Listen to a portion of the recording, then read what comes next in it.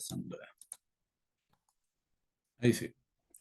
Como les comentaba, ¿cierto? Mi nombre es Luis Muñoz y soy asesor tributario. Los temas que veremos el día de hoy: introducción, ciertos aspectos generales, contenido, el efecto de la sociedad de profesionales en el análisis del impuesto a la renta, y por otra parte, los cambios que hizo la ley 21.420 referente a materias de IVA. Como introducción, comenzando, ¿cierto?, analizando la ley sobre impuesto a la renta. La ley sobre impuesto a la renta está expresada en 109 artículos, de los cuales comenzamos con el artículo número 1 al 18 cuater, que tienen que ver con definiciones. Ahí también están los temas más importantes, que son los que hablaremos en la próxima clase, que tienen que ver con los regímenes de tributación, régimen general de tributación, régimen ProPyme, ¿bien? ProPyme general, ProPyme transparente. Después del artículo 19 al 51 encontramos los impuestos suaves por categoría, rentas de primera categoría, y también encontramos, ¿cierto?, la tributación internacional mediante el artículo 41 letra A la letra D. ¿Bien? Segunda categoría del impuesto del artículo 42 al 51, segunda categoría 42 número 1, rentas de sueldo, trabajador dependiente, y 42 número 2, ¿cierto? También encontramos lo que es el trabajador independiente. ¿Bien? Impuesto global complementario del artículo 52 al 57 bis, 58 al 64 tiene que ver con el impuesto adicional, remesa, ¿cierto?, al exterior. Impuesto específico a actividad minera, artículo 64 bis y ter, royalty minero. Impuesto, administración del impuesto y declaración del impuesto, del 65 al 103. Y finalmente, mercado de capitales del artículo 104 al 109, ley sobre impuesto a la renta. ¿Bien? De esta forma, la idea es estructurar la ley, cosa que cuando ustedes tengan alguna consulta, alguna duda, la idea es que se vayan al artículo preciso. ¿Sabes qué? Necesito saber sobre régimen PYME. Me voy a normativa general, impuestos, ¿cierto? Artículo 14, ley de la renta, y ahí está la definición completa. Y los complementos de esta información tienen que ver principalmente con circulares. Ya muchas veces, ¿cierto?, compramos libros y infinidad de cosas, pero la normativa principalmente y bastante clara está la ley sobre impuesto a la renta y las circulares que complementan esta normativa. Como por ejemplo, hoy día hablaremos de la sociedad de profesionales, principalmente la circular número 21 del año 91, una circular bastante antigua, pero que hasta el día de hoy sigue siendo relevante en este tipo de sociedades.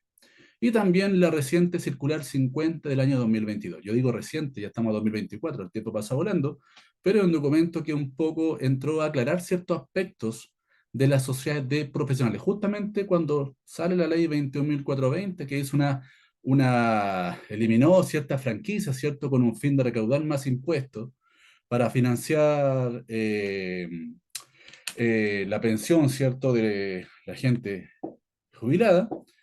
Hizo ciertas modificaciones no solamente respecto a la exención referente al IVA, sino que también entre otras materias como impuesto a la herencia de donación, impuesto al lujo, entre otros. Este cuadrito que está acá, que lo utilizo siempre porque es bastante claro referente a una manera de ver completamente la tributación, ¿bien? Comenzando por el concepto renta. El concepto renta que estamos viendo ahí, ¿cierto? En la parte del medio, este concepto, este cuadradito, que es una palabra, abarca bastante. Ese concepto renta, la ley lo define en su artículo 2, número 1, como todo ingreso, utilidad, beneficio e incremento patrimonial, ¿bien? Y muchos se preguntarán qué significa cada uno de esos aspectos y por qué es tan relevante, por qué es tan importante, porque abarca mucho más de lo que uno pensaría. Cuando habla de ingreso, obviamente es todo lo que ingresa desde afuera, ¿cierto? Y dentro del punto de vista tributario, ese ingreso, la forma de obtener ese ingreso es mediante el esfuerzo físico, ¿cierto? Mediante la persona o mediante la inyección de capital, ¿bien? O incluso puede ser la unión de ambos con la cual se consigue ese ingreso. Ese ingreso es considerado renta y puede tributar en primera o en segunda categoría, ¿bien? Dentro de la definición de renta también encontramos lo que es el beneficio, hacer uso o goce de algo sin pagar nada a cambio, ¿cierto? De repente, incluso se puede dar muchas veces cuando una persona, por ejemplo, hace uso de un inmueble en la cual no paga arriendo. Eso para esa persona es un beneficio. Hacer uso o goce de un bien sin pagar nada a cambio. Y el servicio fácilmente podría presumir una especie de renta para esa persona en base a un arriendo ¿cierto? Valor corriente en plaza, una especie de tasación, lo que aplica el artículo 64 del Código Tributario. Incremento patrimonial. Voy por la calle y me encuentro 10.000 pesos. Aparte de suerte, ¿qué es eso? Un incremento patrimonial. ¿Debería pagar impuesto por eso? Claramente que sí. Ahora, obviamente, el servicio nos deja esa especie de libre albedrío, ¿cierto?, en la cual el contribuyente se debe autoencasillar en la tributación. El problema es que si uno no tributa por esos ingresos, obviamente, y el servicio se da cuenta de eso, ahí obviamente las penas son mucho más grandes. Pero el contribuyente se debe autoencasillar la tributación. Y por ese incremento patrimonial, obviamente, cierto, debería pagar impuestos por eso. Yo di un ejemplo básico, el tema de encontrarse plata, para que un poco entiendan cómo es esa mecánica. Pero también podría suceder, por ejemplo, una persona que gana un premio, un juego de azar. ¿Bien? Finalmente, por ejemplo, imagínense que uno de ustedes se gana el loto. Al ganarse el premio de lotería, obviamente uno de repente se siente un poco ahí ansioso y le regala, cierto, un auto a la señora, una casa al hijo, en fin. La persona que está libre de impuestos es la persona que se gana el premio. Porque cuando yo empiezo a hacer regalos, ¿cierto?, a mi familiar, en fin, para compartir un poco la suerte que tuve referente al premio, en cada uno de ellos provoco un incremento patrimonial, ¿cierto? Un bien en la cual obviamente fue adquirido mediante un regalo de la persona que se gana el premio. Y el servicio, cuando hace su propuesta de renta, dice, oh, Juanito Pérez se compró una casa al contado o adquirió una casa al contado. Propuesta de renta, ¿cierto? Información de agentes retenedores y dice, oye, esto fue comprado al contado. Por otra parte, aparece la información de la DJ de sueldo, en la cual esta persona en el año gana 10. Tiene cierto ingresos por honorario, 5, ahí tenemos 15. Y se compra una casa al contado de 200, como que no me cuadra mucho la información. Y ahí llega, ¿cierto?, a justificar de cómo hizo esa inversión esa persona. Dice, no, ¿sabes qué? Mi hermano, mi papá se ganó el loto y me hizo un regalo. Ah, perfecto. La persona que está libre de impuestos en este caso, ¿cierto? El que se ganó el premio lotería. Los demás, obviamente, ¿cierto? Deben tributar como corresponde por ese incremento patrimonial. Que en el mayor de los casos, ¿cierto? Aplicaría el impuesto a las donaciones, porque eso finalmente sería, ¿cierto? Una donación que hizo la persona que se ganó el premio a, ¿cierto?, sus integrantes familiares. ¿Bien? Y el otro concepto sería, tenemos ingreso, beneficio, incremento patrimonial y la utilidad. La utilidad fácilmente, yo compro algo 500, lo vendo a 1000, por ese margen, ¿cierto? Debo pagar los impuestos correspondientes. Bien, aunque obviamente cuando pasamos por la ley de la renta, nos damos cuenta que hay ciertos ingresos que tributan, ya sea en primera categoría o en segunda categoría, y también están las exenciones. Así como a nivel de IVA, también a nivel de renta, ¿cierto? Hay exenciones. Como por ejemplo, artículo 17, número 8, letra A, cuando hablamos, ¿cierto?, de la enajenación de acciones o derechos sociales, ¿cierto? Y hay que tener mucho cuidado porque cuando uno ve el artículo 17 se da cuenta que dice ingresos no renta.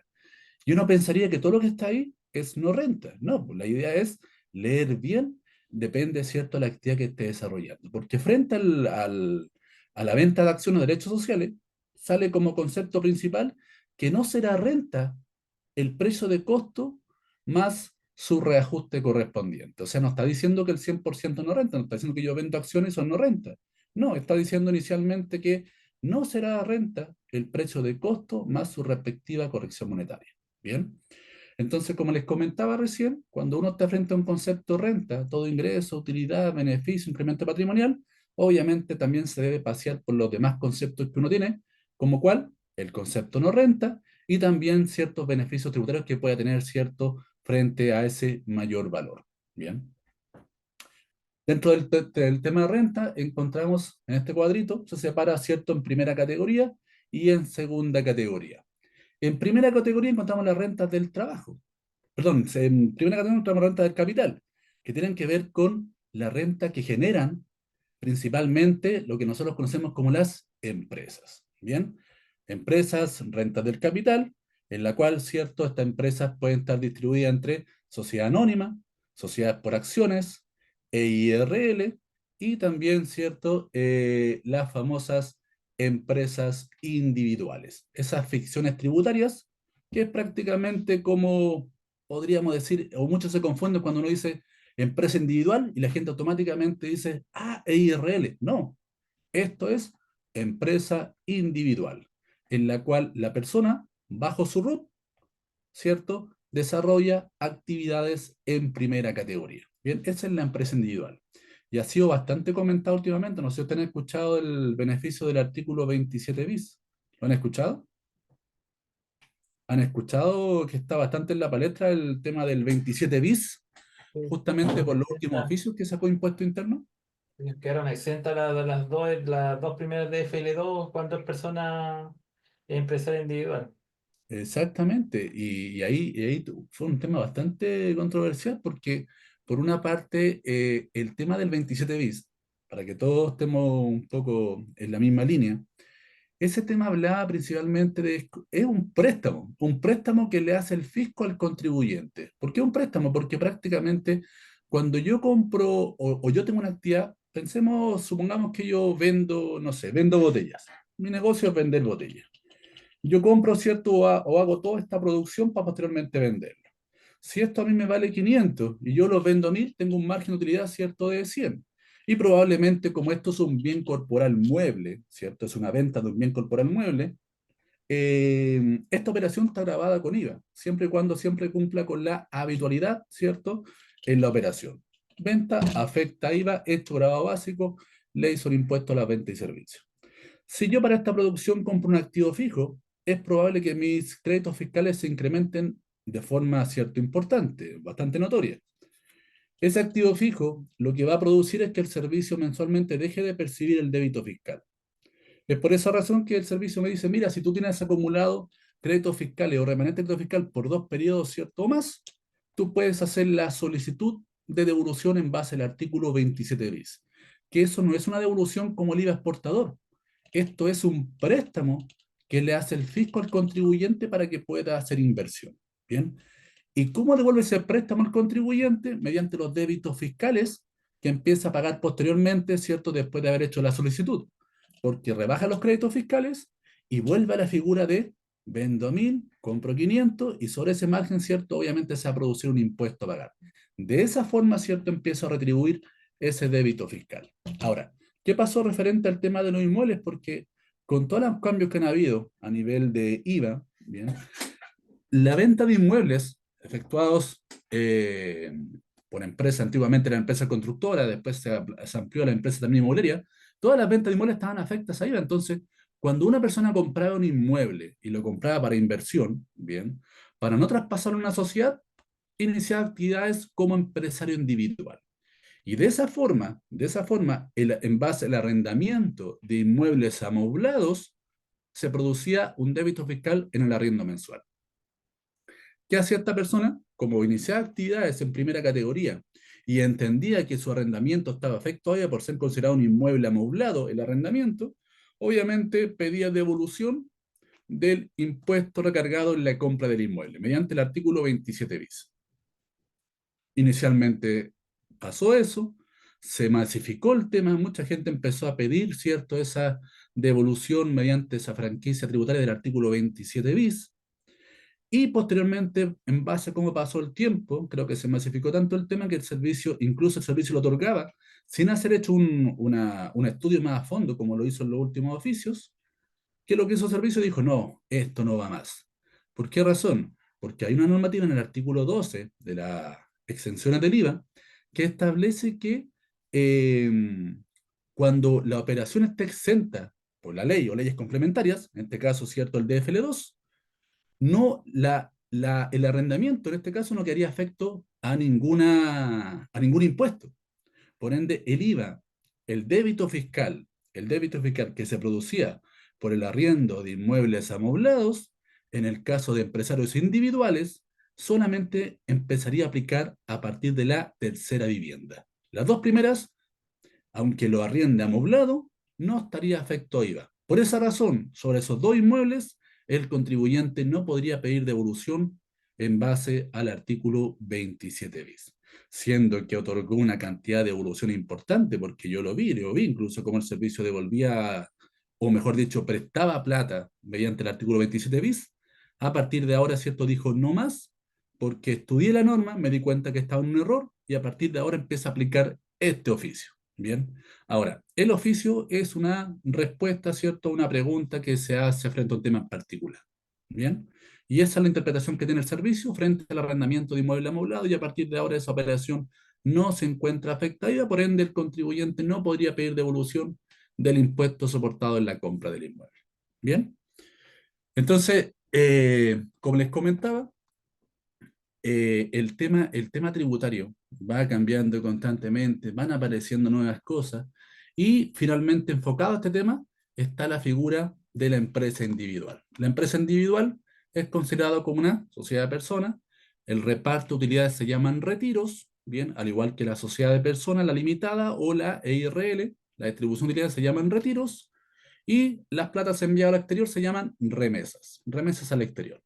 En cambio, en el caso de la SPA o SA, se llaman distribución de dividendos. Bien, estos contribuyentes, en base a la renta de la primera categoría, obviamente tributan con el impuesto de primera categoría. Que para este año, ¿cuánto es el impuesto de primera categoría en el régimen general? ¿Cuánto es el impuesto renta para este año en régimen general? ¿Cuánto sería?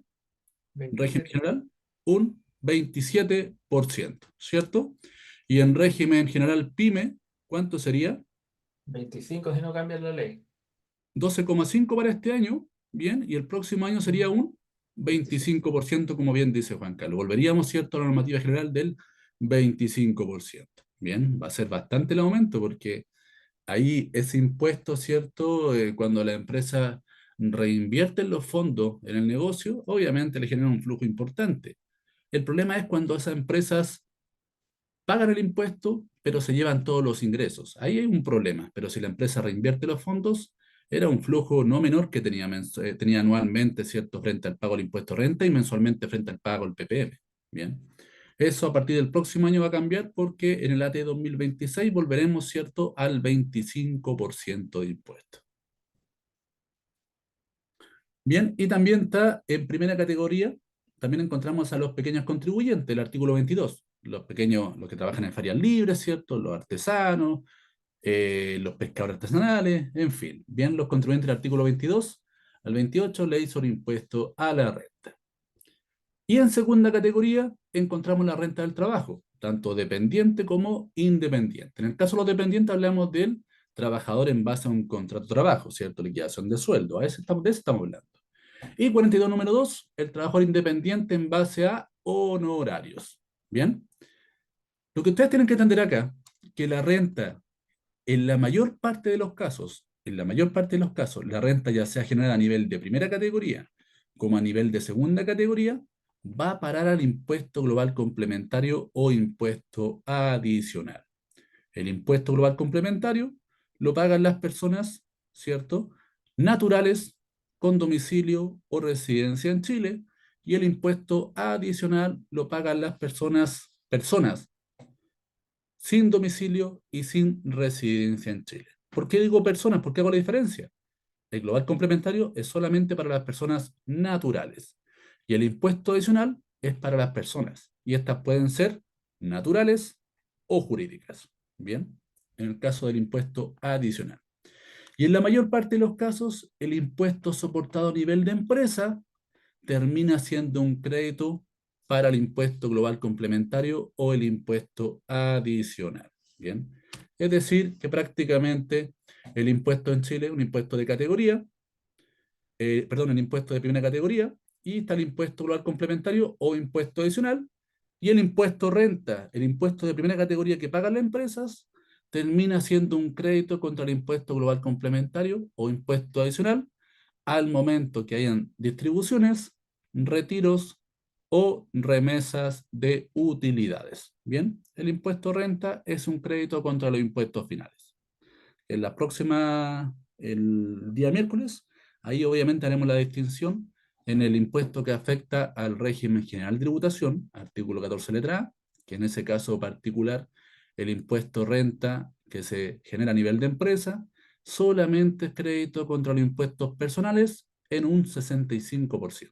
Bien, en cambio en el régimen del artículo 14 letra D, número 3, el impuesto renta régimen ProPyme general, el impuesto renta es crédito contra los impuestos finales en un 100%, y en el caso de el régimen ProPyme, obviamente ese régimen no paga primera categoría, solamente paga global complementario, y el PPM que la empresa pagó se pone a disposición de los socios para cubrir su global complementario. Bien, ahí analizaremos ciertos aspectos que muchas veces los empresarios no se dan cuenta, porque cuando llega una persona, y yo creo que les pasa a ustedes, cuando llega una persona a pedirle una asesoría, muchas veces le dice, oye, ¿sabes qué? Mi amigo está pagando este impuesto y yo quiero pagar eso. Y no es tan así, porque depende mucho, en primer lugar, depende de qué actividad quiere desarrollar. Y una vez que tiene en mente la actividad que quiere desarrollar, también hay que esperar o hacer o desarrollar un plan comercial, en la cual esa persona identificar si efectivamente va a retirar todo de la empresa o no va a retirar todo, para ver cuál es el régimen tributario que más se le adecua a esa persona. Y una vez que identificamos el régimen tributario que más se le adecua a esa persona, finalmente terminamos pensando en el tipo de empresa. Porque, por ejemplo, lo que vamos a ver ahora son las sociedades de profesionales. Y para hacer una sociedad de profesionales, no podría ser una SPA. Y pasa muchas veces que incluso cuando llega la persona a la oficina contable a pedir, ¿cierto?, que le lleven su contabilidad, llegan con una SPA.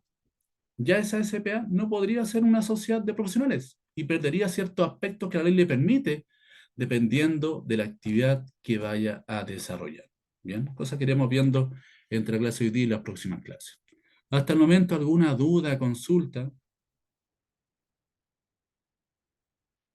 ¿Dudas, consultas hasta el momento?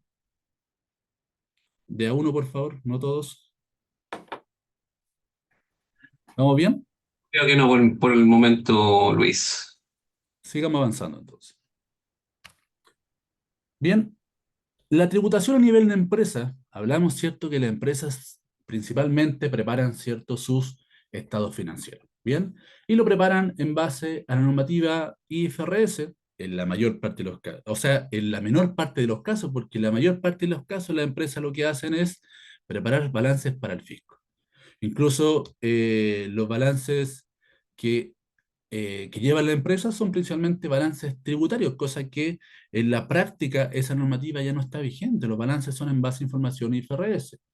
Posteriormente, en base a operaciones extracontables, se hacen los famosos ajustes al resultado cierto financiero.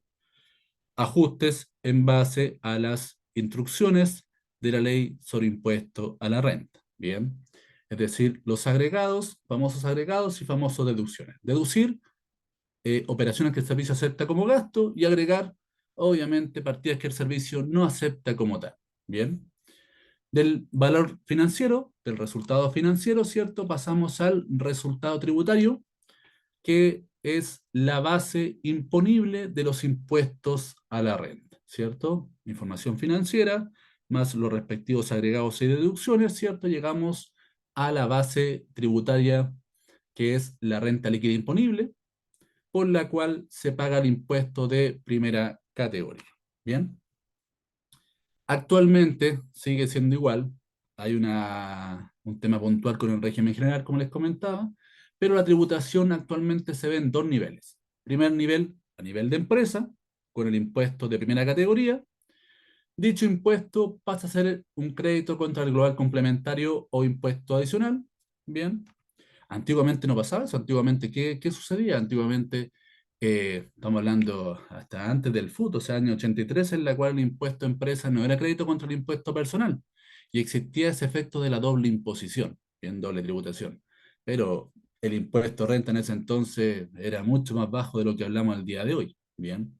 Entonces el impacto no era tan relevante como es al día de hoy, en la cual el impuesto a renta sí es crédito, pero las tasas están bastante altas. Es decir, por una parte, imagínense, por ejemplo, que por normas COVID, por todo este proceso, el impuesto a renta en el régimen PYME bajó a ser un 10%. El impuesto a renta bajó a ser un 10%.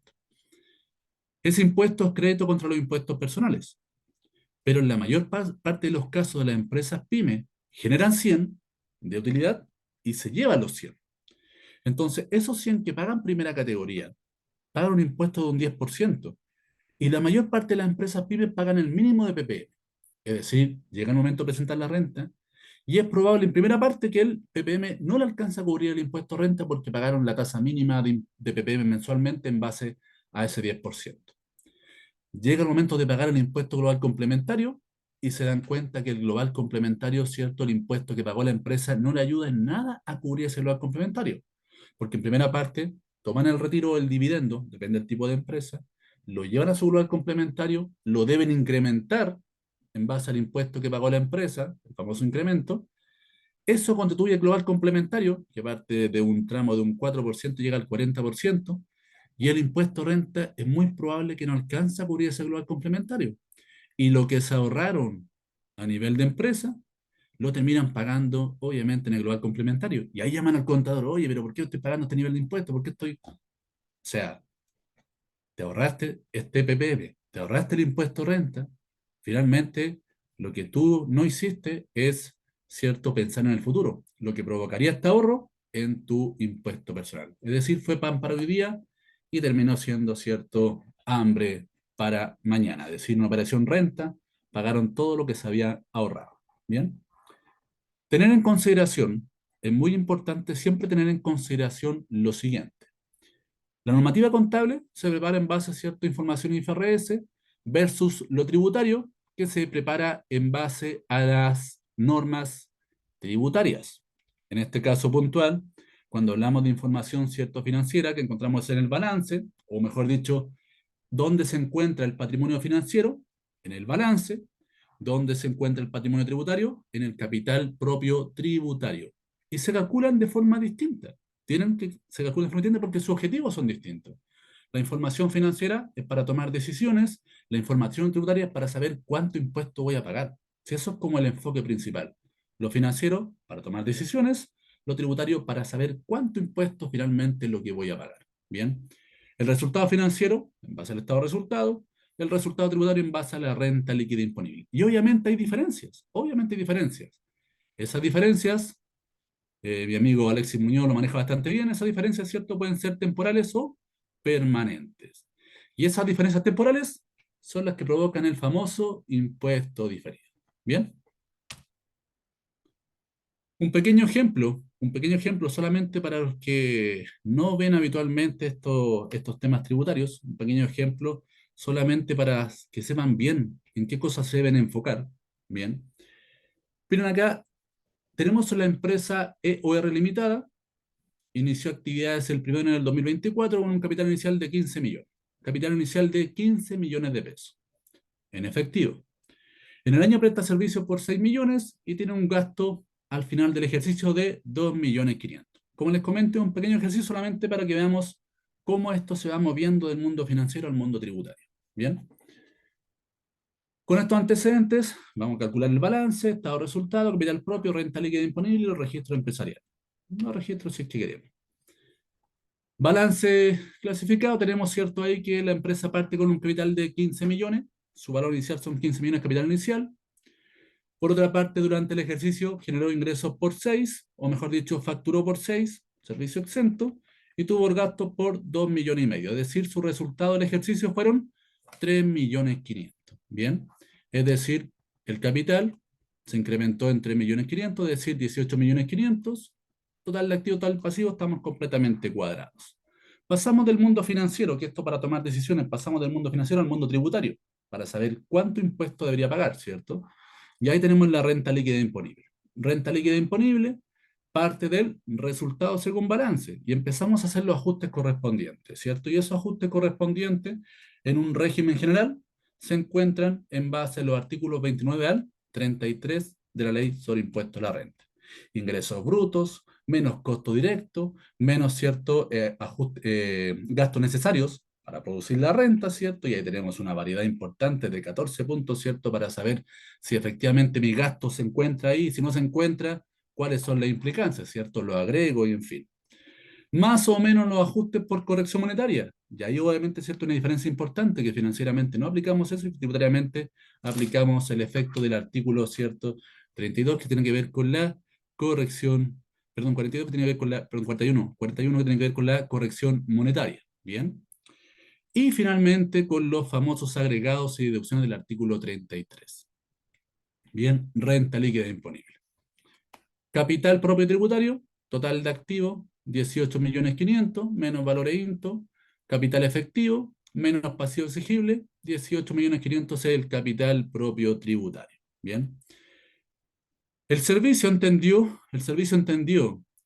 que obviamente siempre debe cuadrar el capital inicial más la renta líquida imponible y ciertos ajustes posteriores, debe ser exactamente igual al capital propio tributario.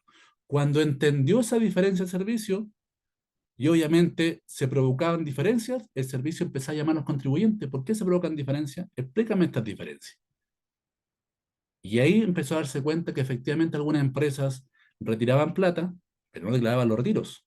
Y infinidad de cosas que se producían por estas imputaciones que en el tiempo, ¿cierto?, se fueron aumentando, se fueron acumulando, y cuando parte estos regímenes de tributación, cuando parten esta metodología, régimen general principalmente, de calcular la razonabilidad patrimonial, se dieron cuenta que había un problema. Es decir, ustedes se dan cuenta acá, miren, capital inicial más resultado tributario, 3.500.000, me da la razonabilidad patrimonial, 18.500.000, y cuadra exactamente con el capital propio tributario.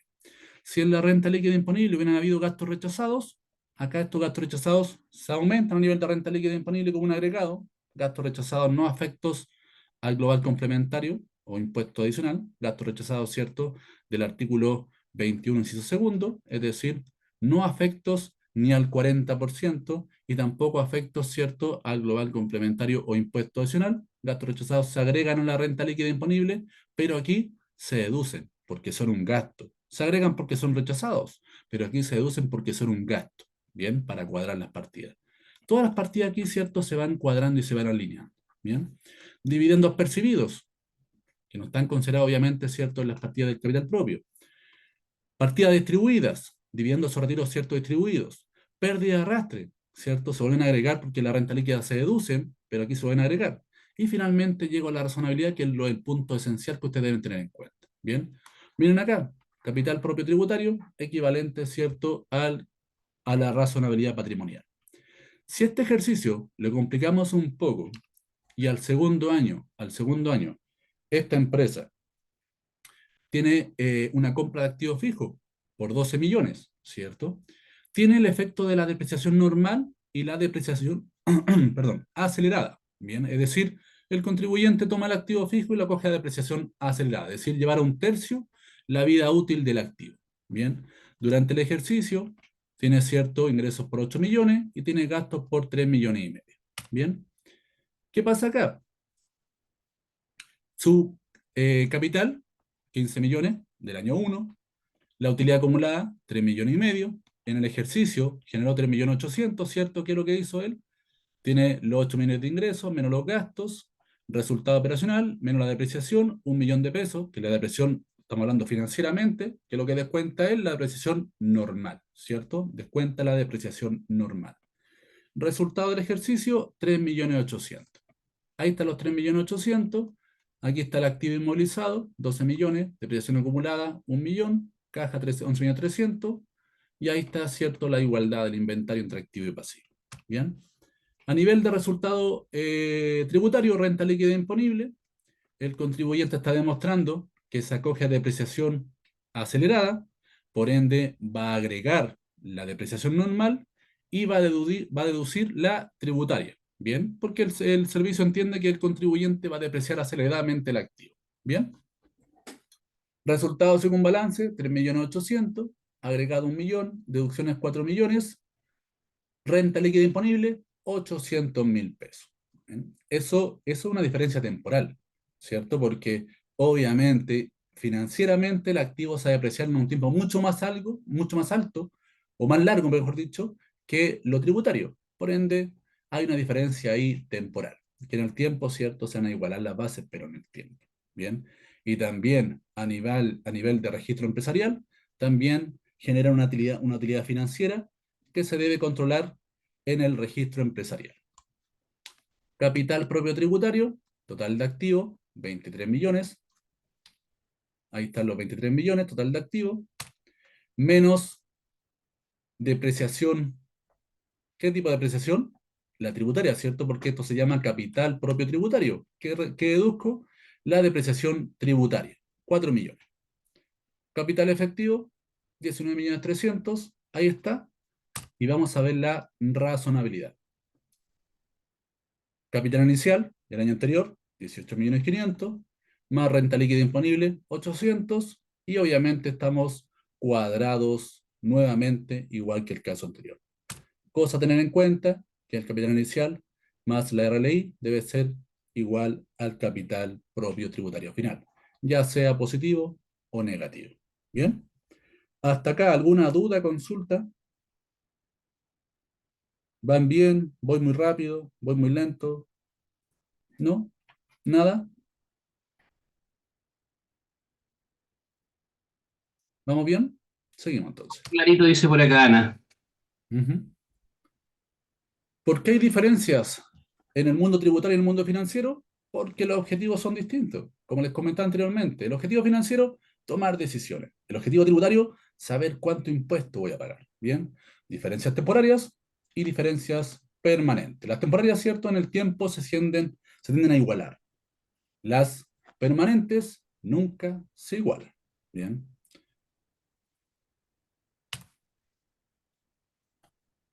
Eso es una breve introducción, temas que vamos a ir viendo a través el día de hoy, ¿cierto? Y vamos a ver en las próximas clases del día miércoles y el día jueves. La idea es que alcancemos, ¿cierto?, a ver todos los temas, aprovechemos bien esta instancia y hagan preguntas para que esto sea, ¿cierto?, obviamente más ameno. La sociedad de profesionales. Las sociedades de profesionales que fueron bastante comentadas principalmente con la ley de impuestos a la venta y servicios a partir del año 2023. Bien, fue el boom de las sociedades profesionales porque obviamente con el cambio de la ley a nivel de IVA establecía que todos los servicios estaban afectos a IVA a partir del año 2023. Todos los servicios a partir del año 2023 se encontraban afectos a IVA. Bien, excepcionalmente los que se encontraban exentos como tal en base al artículo 12 y 13 de la Ley de Impuestos a las Ventas y Servicios. Entonces, cuando uno analizaba el impuesto a las ventas y servicios, se daba cuenta en el numeral 12, en la letra E número 8, que las sociedades de profesionales, con la modificación de la ley, ¿cierto? Se incorpora la sociedad de profesionales como operaciones exentas de IVA. Y por esa razón, todas las empresas que tenían la posibilidad de crearse o funcionar como sociedades profesionales migraron a ese tipo de figuras, a ese tipo de estructuras, ¿cierto?, empresariales, con el fin principal de no encarecer el costo, ¿cierto?, a sus clientes con los servicios en base al monto del IVA y seguir en base a la exención que siempre han tenido, principalmente los servicios contables, los servicios legales, ¿cierto? Servicios que efectivamente tenían esa exención anteriormente hasta el año 2022 y posteriormente querían seguir en base a esa modalidad, pero siempre y cuando cumplieran con los requisitos que se establecen para las sociedades de profesionales. Y ahí volvimos, ¿cierto?, atrás, volvimos en el tiempo y trajimos, ¿cierto?, a valor presente, trajimos al tiempo presente lo que era la circular número 21 del año 91. Porque ahí, al igual que en ese año hay dos documentos que seguimos ocupando que son bastante buenos.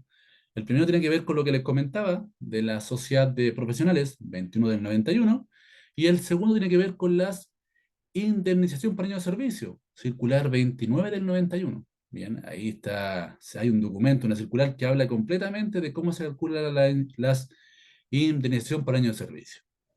29 del 91 y referente a la sociedad de profesionales, la número 21 del 91.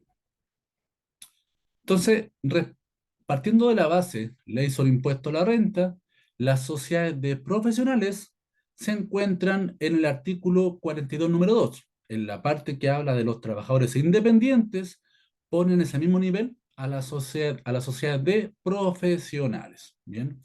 Como primer requisito que aparece en ese punto es que desarrollen actividades profesionales que no se encuentren en el artículo 20 de la ley sobre impuesto a la renta. Bien.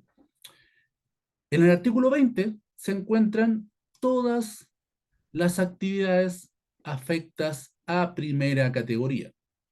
Cuando, y cuando vemos renta líquida disponible, le voy a volver a repetir el tema este, pero cuando uno explica el artículo 29, ley sobre impuesto a la renta, cuando confecciona la renta líquida disponible, la primera pregunta que se hace es, ¿de qué ingreso estoy hablando? Cuando hablamos de ingreso bruto, ¿qué ingreso?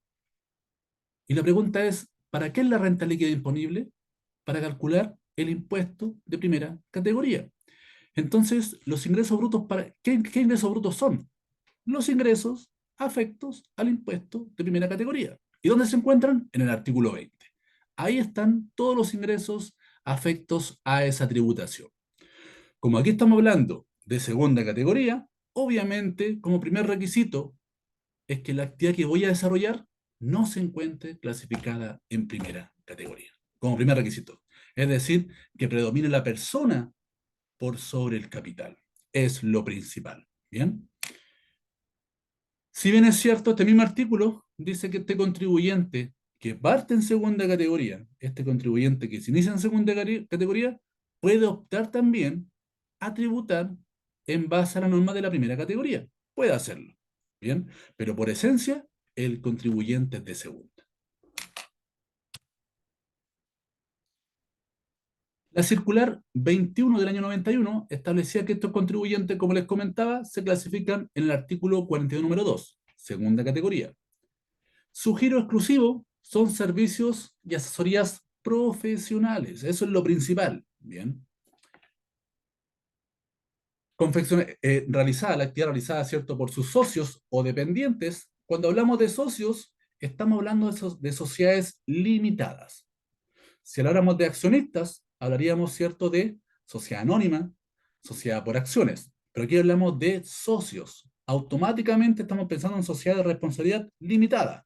Un mínimo de 2 socios y un máximo de 50. Esas son las limitancias, ¿cierto? Sociedades limitadas. Dice que la actividad es realizada por sus socios o dependientes, es decir, personas que trabajen para la sociedad, que la actividad sea desarrollada principalmente por sus socios o dependientes. Dependientes, es decir, personas que trabajen también para la sociedad, es decir, personas en base a sueldo o honorarios, ¿cierto? Que trabajen para el logro de los objetivos de la sociedad. El ejercicio de una profesión, atributo persona natural, el profesional propiamente tal. Es decir, aquí en esta sociedad no puede haber un socio que solamente coloque capital. Aquí todos trabajamos para el logro del objetivo. Nadie solamente coloca capital.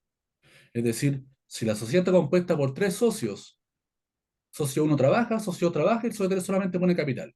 Automáticamente esto quedaría fuera, porque aquí no se permite que un socio solamente coloque capital. Bien, los 3 son profesionales, actividades afines o complementarias y deben trabajar en el negocio.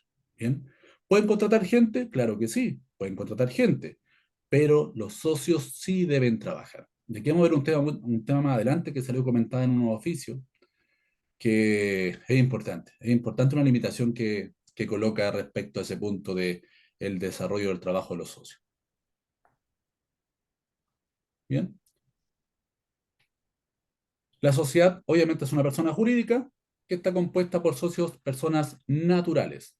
Aunque la misma circular del 21 del 91, y también lo ratifica los nuevos oficios, lo ratifica también la circular 50 del año 2022, en la cual dice que la sociedad, si bien es cierto, debe estar compuesta por socios, personas naturales, también puede haber una sociedad de personas que sea socio de la sociedad de profesionales. También puede ser. Bien.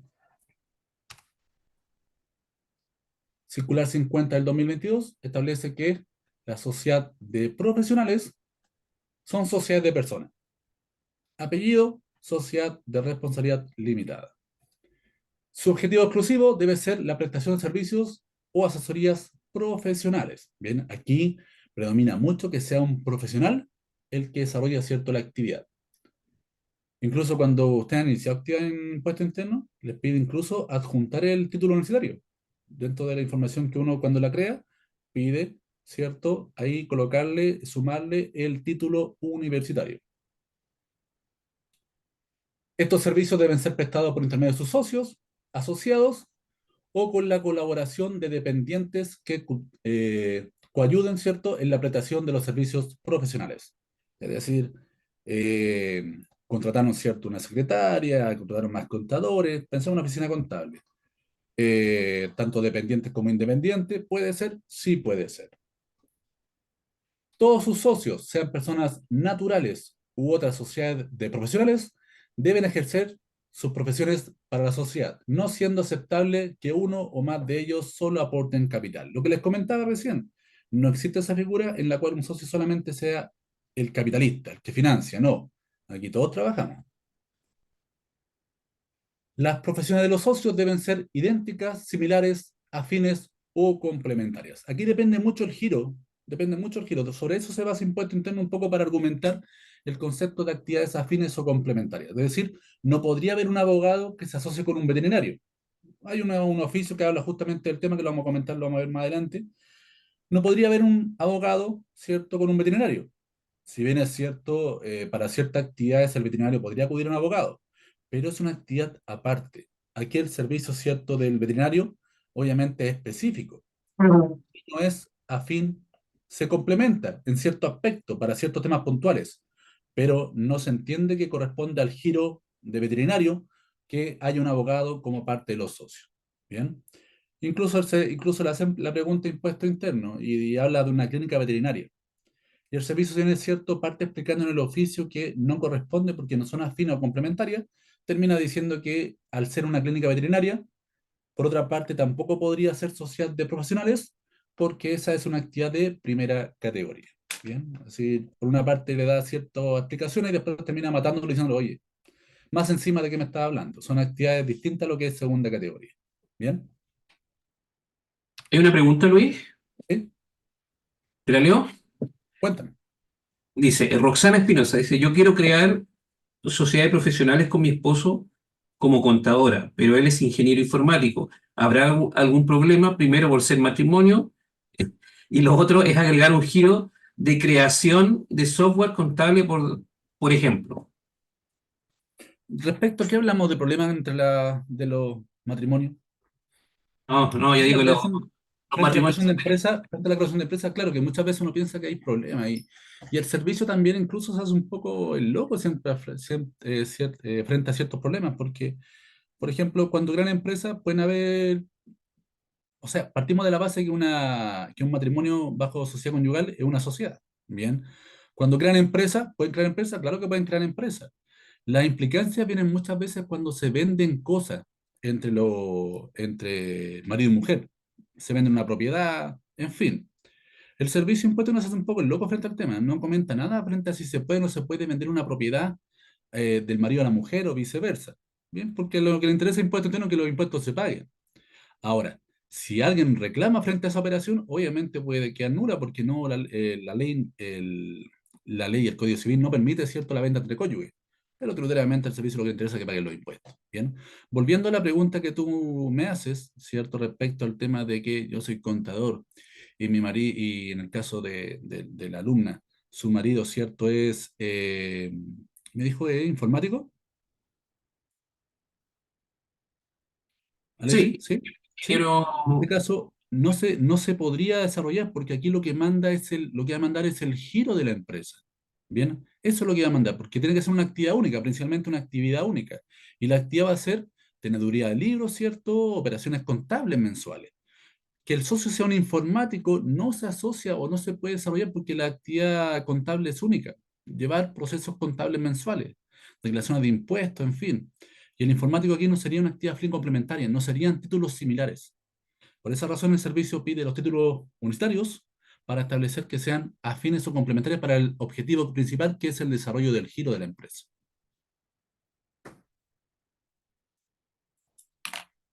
No así, por ejemplo, cuando hace el caso puntual del doctor con la enfermera. En esos casos sí, porque obviamente la enfermera le ayuda, ¿cierto?, a cumplir con el objetivo principal, que es los servicios médicos. Pero en este caso son actividades completamente distintas, que la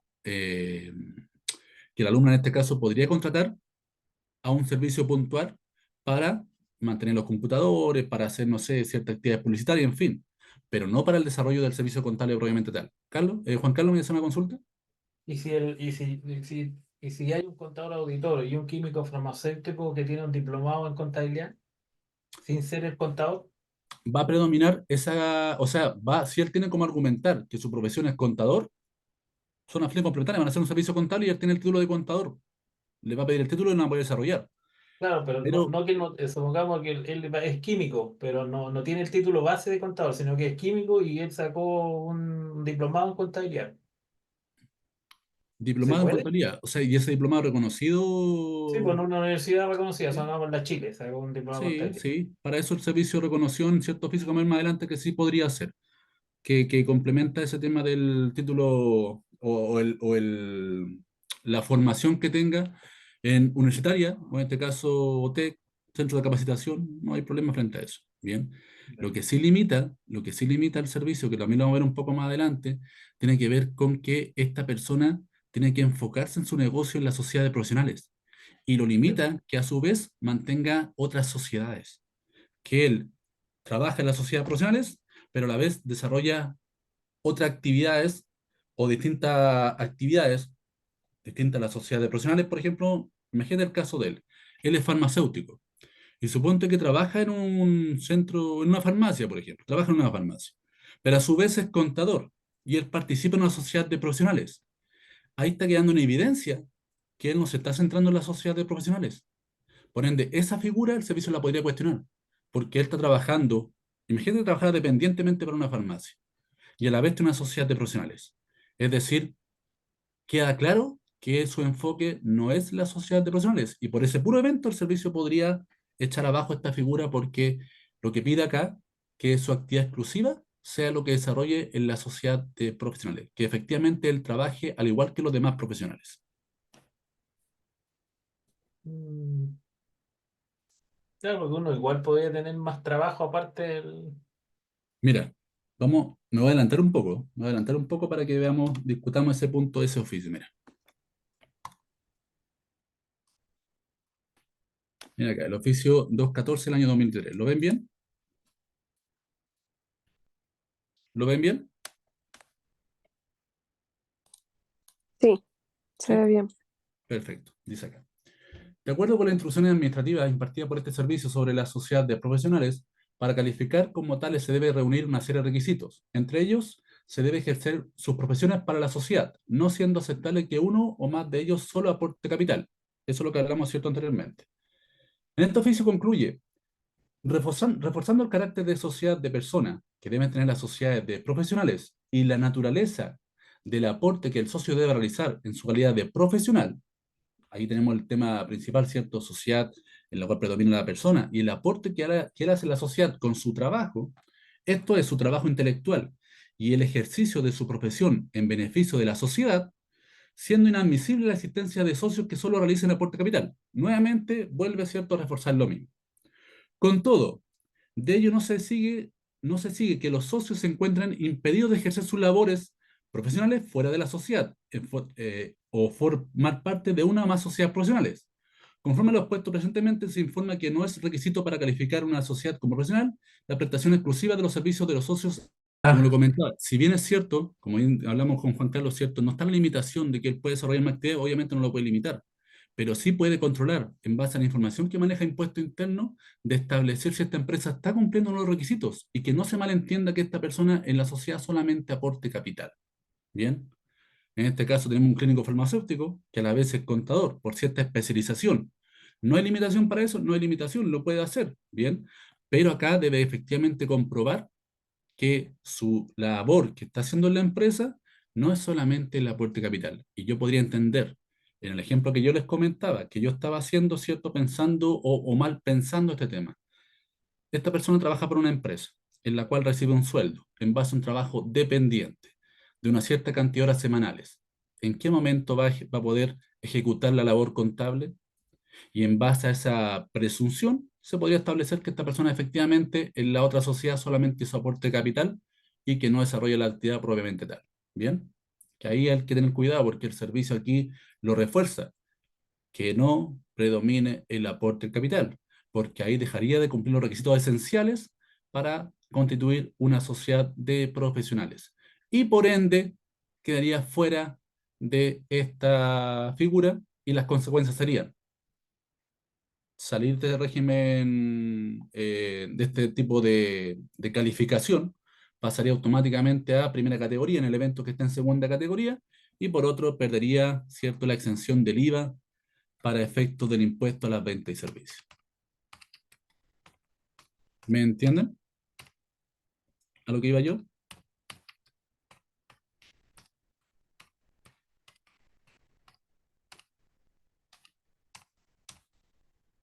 Por acá ni un problema, Luis. ¿Ah? Por acá ni un problema, ¿se entiende? Perfecto. Bien. ¿Dónde quedamos? Creo que hay una consulta, ¿no? Hay dos preguntas, no sé si las leímos, creo que no. Hay una de Alejandro, dice, profe, una sociedad profesional es compuesto de dos socios y uno de ellos se quiere salir de la sociedad. Una de las Ujú. condiciones que deben ser dos a lo menos para cambiar de socio por otro con una profesión de afín es muy complicado. ¿Existe un plazo dentro del año calendario para que no afecte en el caso de retiros, por ejemplo? No, la ley no establece casos de retiro de los socios, o sea, prácticamente la ley no establece que un socio se deba permanecer obligatoriamente para la construcción de la sociedad. Ahora, si por norma de la ley de sociedad responsable limitada, que prácticamente hay un mínimo, como se llama sociedad, parte de la base que deben haber dos o más socios, ¿bien? Entonces, si la sociedad no cumple con ese requisito, ya deja de ser sociedad. Por ende, en ese evento, automáticamente quedaría fuera de la figura que estamos conversando, netamente por eso, porque incumpliría la norma de la sociedad responsable limitada, netamente por eso. Ahora, ¿una limitación que el servicio indique para modificar los socios? No. Ahora esta empresa en un día se modifican tan rápido que no, limitaciones para eso no hay. Bien. Y respecto al tema de los retiros, creo pensar para dónde está enfocada la pregunta. Respecto a los retiros. Eh, si la sociedad, por ejemplo, cuando hablamos de retiro, pienso automáticamente en sociedades de primera categoría. Bien. Si estamos en el mes de julio y uno de los socios se retira, bien, primera categoría, por eso se habla de retiro. Si uno de los socios se va de la sociedad, le vende su participación a otro, eh, y él efectuó retiros hasta el mes de julio, en la renta del próximo año van a estar informados, en la DJ de retiro va a estar informado esa distribución que se le hizo a esa persona, bien, para que él haga su global complementario en base a los ingresos que tuvo hasta esa fecha. Respecto a la segunda categoría, ahí hay una complicación, porque si bien es cierto, él probablemente sacó ciertos beneficios de la sociedad hasta el mes de julio, cuando llegue el cierre anual en segunda categoría, se hace una distribución en base a los ingresos menos los egresos, ¿cierto?, de la sociedad, ingresos percibidos menos gastos efectivos, y esa distribución se hace proporcionalmente a los socios que estén vigentes al 31 de diciembre. Y ahí probablemente hay una complicación. Pero si hablamos de retiro primera categoría, ¿no? Por él se le van a informar todos los retiros que él hizo hasta la fecha que tuvo en la sociedad. ¿Eso responde la pregunta? ¿Para allá estaba bien? ¿Me enfoqué bien en la respuesta o quedo con dudas todavía? Dice que está ok, Alejandro. Y hay otra pregunta que hace Alexandra. Dice, ¿el administrador de edificio, un socio, es asesor de gestión y el otro es abogado, tienen gente a su cargo, pueden facturar exentos sin ser sociedades profesionales? Ah, No, porque la normativa dejó expresamente que los servicios a partir del año 23 quedarían exentos de IVA, ¿bien? En la cual se efectúen por trabajadores dependientes, trabajadores independientes y las sociedades de profesionales y también los servicios médicos ambulatorios, ¿bien? Esos van a gozar de la exención del IVA en base al artículo 12, letra E, número 8 y el artículo 12, letra E, número 20. Esos siguen gozando de la exención del IVA. Los demás casos pasarían a estar afectos a IVA porque se elimina en el artículo 2, número 2, ley sobre impuesto a las ventas y servicios, se elimina ese concepto que antiguamente decía, se encuentran grabados con IVA siempre y cuando la actividad que estoy desarrollando se encuentre en el artículo 20, número 3 y 4 de la ley sobre impuesto a la renta. Esa parte se eliminó. Al eliminar ese concepto, por defecto, todos los servicios quedaron afectos a IVA excepto en los casos que se presten por sociedad de profesionales o en el caso de la actividad médica, siempre y cuando queden calificados como servicios médicos ambulatorios. Bien. En los demás casos, las exenciones siguen aplicando, bien, como los centros de capacitación, en fin, que gozan de la exención, todo lo demás sigue aplicando exactamente igual. Pero en los casos que comentamos recién, solamente en los que yo les respondía recientemente. Bien, Ok, muchas gracias.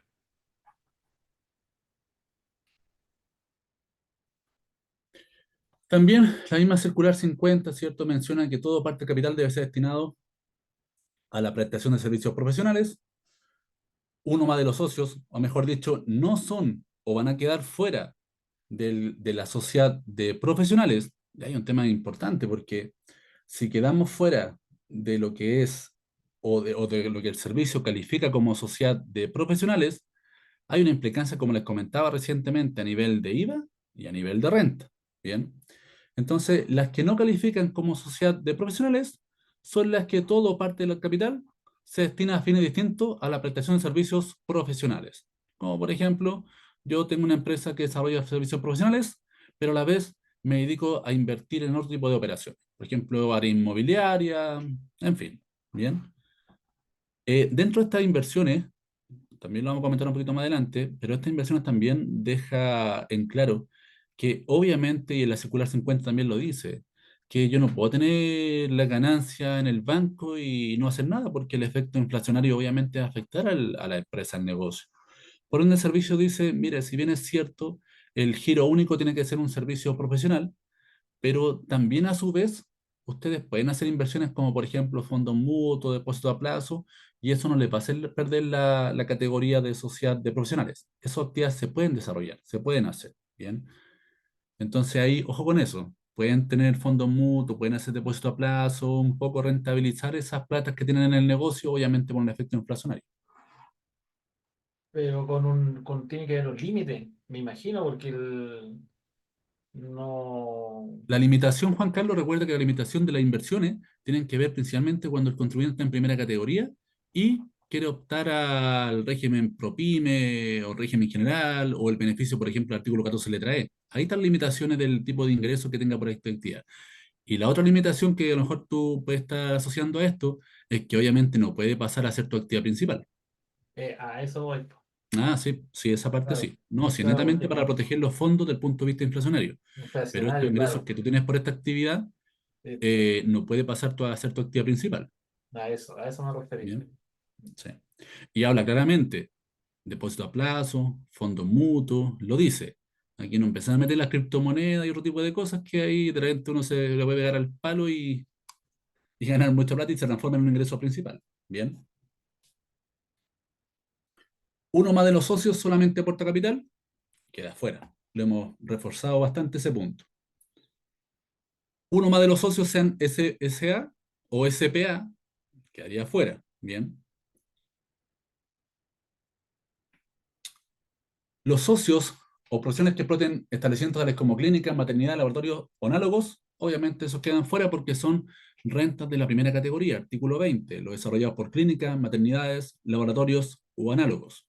A ese punto también fue utilizado para hacer la definición o la separación respecto a la exención del IVA en el caso de los servicios médicos ambulatorios. Fue bastante comentado ese punto porque costaba descifrar qué es lo que el servicio estaba buscando con eso. Porque inicialmente un médico, por ejemplo, que trabajaba para una clínica, hospital, maternidad, en fin, estaba la disyuntiva. Entonces mis servicios ahora son afectos a ella porque yo trabajo en una clínica, en un hospital. No trabajo directamente. La clínica me obligó a mí a crear una empresa, pero yo le facturo a la clínica, al hospital le facturo a ellos. Y ahí estaba la distinción, ¿cierto? Si mi actividad estaba afectada o no estaba afectada. Fue bastante comentado el tema. Sociedades clasificadas en el artículo Pero, 20, profe, ¿sí? ¿eso no está clasificado, no listado en la Superintendencia de Salud? Sí, sí, con el tiempo empezaron ya a argumentar más a fondo el tema o definir más, clarificar los temas, clarificarlos, porque finalmente estaba todo en el aire. No hay Claro, claridad, o porque sea, partimos de la base que el servicio dice, a partir de enero del 2003, todos los servicios quedan afectados IVA, excepto todo. Y con el tiempo empezó a sacar circulares, oficios que empezaron a explicar un poco más este concepto. no, sí. Del 2014 ya estamos acostumbrados a la reforma de última hora y retroactiva. Pero aquí se está dando un tema bien particular que tiene que ver últimamente con sacar normas, sacar ley y eh, después sacan nuevas normas que derogan la anterior, como por ejemplo el tema del impuesto a estas bebidas energizantes o que el servicio finalmente dijo no al lugar la circular, porque obviamente no correspondía aplicar impuestos a las formas que lo están haciendo, porque no había ninguna reforma, ninguna ley que complementaba ese nuevo impuesto que están aplicando. Así que bueno, se puede esperar cualquier cosa en estos tiempos. Eso sí. Pero para eso tenemos a don Luis, que nos va a ayudar. Sí, la idea es que empecemos a desarrollar estos cursos de capacitación, que lo hagamos más continuo, o sea, podemos tocar muchos más temas, Alexi. Ahora podemos tomar los temas de la empresa, pero finalmente podemos después basarnos en rentas presuntas, tributación, no sé, términos de giro, cosas que la gente realmente no lo encuentra fácilmente y son temas de importancia. Términos de giro principalmente en estos tiempos, la cantidad de empresas que está cerrando es impresionante. Hay un tema importante ahora que de poco Sí. la gente lo maneja, es el IVA digital. También, también, temas que podemos complementar. Ahí Alexis le mandan los temas que quieren revisar y yo les preparo un material y hacemos esa capacitación. Bien, cuenten con eso. Laboratorios clínicos en segunda categoría. Bueno, mucho lo que comentamos anteriormente. Todos los profesionales deben trabajar en la sociedad. No se permite realizar exámenes únicamente por tercero. Deben ser efectuados, ¿cierto?, en el servicio clínico. Aquí cuidado con el tema de los laboratorios clínicos, porque aquí está la línea muy delgada de caer en una clínica, hospital, maternidad, y también aplicaría el concepto de perder la exención del artículo 12, letra E, número 20. Bien, cuidado con eso.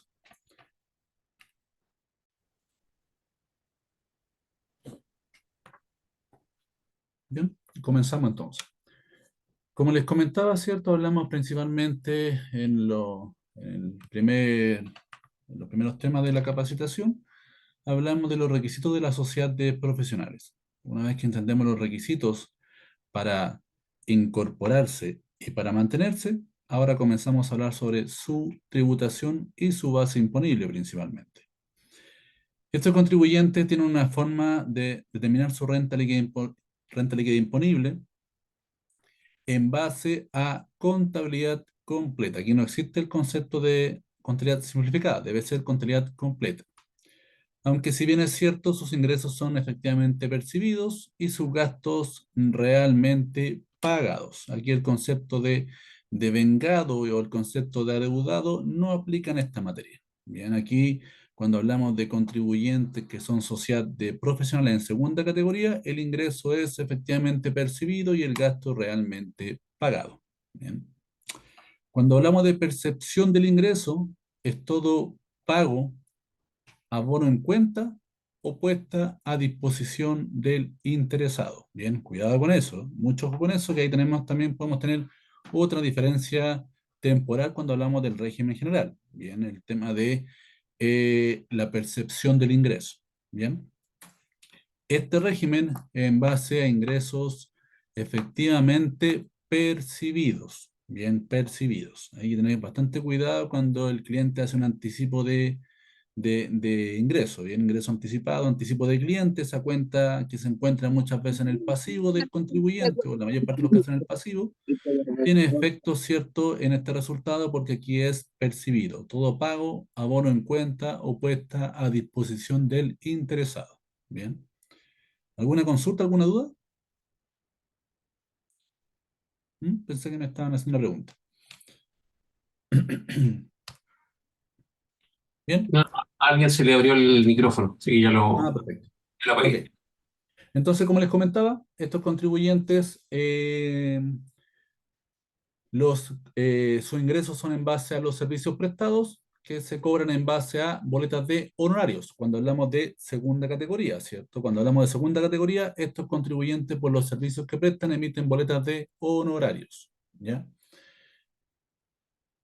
Son ingresos, las sumas percibidas de clientes destinados a financiar el negocio. Recuerden bien, percibido, todo pago puesta a disposición de interesados, ¿cierto? Abonado en cuenta. Esos son el concepto de percibido en este caso. Bien. ¿Por qué hago siempre esa precisión y profundizo un poco más el tema? Porque muchas veces eso tiende a la confusión. Bien. Supongamos que yo tengo este lápiz. Bien, este lápiz. Y aquí hay un tema bien particular que muchas veces se confunde frente al concepto de la percepción de los ingresos. ¿Ok? Supongamos que yo hago lápiz, este es un bien corporal mueble, bien, en la cual yo lo vendo este producto. Llega supongamos que llega el 15 de diciembre.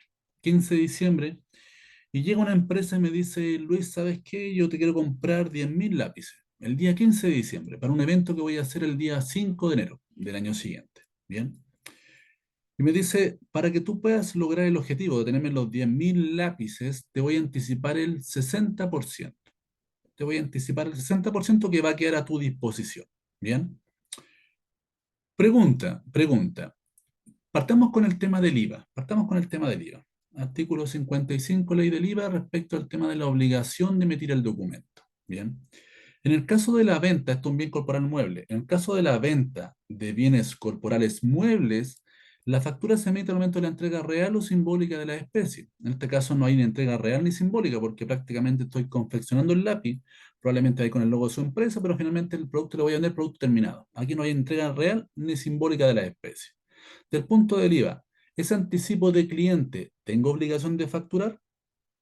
No, ¿cierto? Si fuera un servicio, se debe facturar porque en el caso de los servicios, la factura se emite al momento del pago de la remuneración. Pero como esto es una venta de un bien corporal mueble, la factura se emite al momento de la entrega real o simbólica de la especie. Desde el punto de vista del IVA, no tengo obligación de facturar. Tampoco se devenga el impuesto. Artículo 9 de la ley del IVA, tampoco se devenga el impuesto. Entonces, ese anticipo va a quedar por una parte, pensemos en un régimen general, va a quedar, ¿cierto?, en el pasivo del contribuyente como un anticipo de cliente. ¿Bien? En el caso de un régimen general, bien, el ingreso se tributa en base a rentas percibidas o devengadas, lo que ocurra primero. Bien.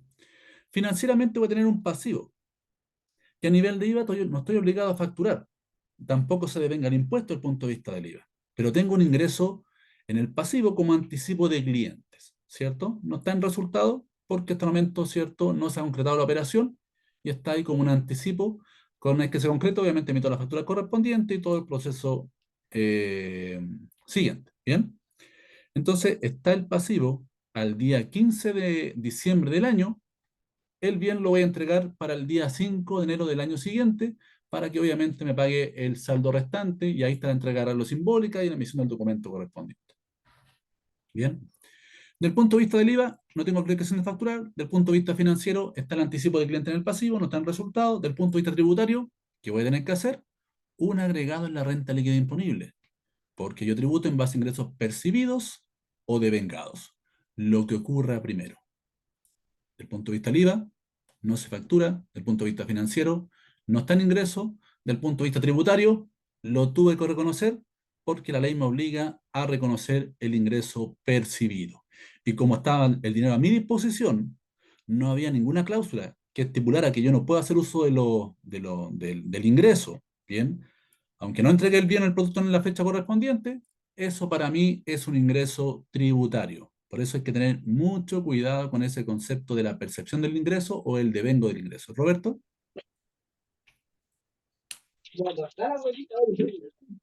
Ah, no, se le encendió, parece. Un momento. Ahí sí. Bien. Como están en el punto 3, solo deben considerarse los ingresos brutos efectivamente percibidos en el ejercicio anual, renta percibida, pagada, abonada en cuenta o puesta a disposición del interesado. Bien, ahí hay otro punto. Por ejemplo, en el caso de las personas naturales, cuando reciben rentas del exterior, la tributación se hace en base a la percepción del ingreso. Bien, en el caso de renta del exterior, los ingresos se reconocen cuando son efectivamente percibidos. Artículo 12, ley de impuesto a la renta. Bien, el ingreso efectivamente percibido del exterior. Pero ¿qué pasaría, por ejemplo, y esto me pasó en una capacitación que estaba haciendo una vez respecto a una clase de renta del exterior, bien, tributación internacional? Y el alumno me pregunta, me dice, Luis, ¿sabes lo que está ocurriendo? Que yo tengo una inversión afuera. Tengo una inversión afuera y a mí por esa inversión me pasa una tarjeta de crédito. Y yo aquí compro, y esa tarjeta se paga afuera. Él estaba entendiendo que esos fondos, como no ingresaban al país, no estaban siendo percibidos, porque la cuenta que él generaba en Chile se pagaba afuera. Y para eso él, el fondo no entró al país, por ende no tenía que pagar impuesto por eso, porque para su entendimiento eso no estaba percibido. Pero Norma dice que sea pagada, abonada en cuenta o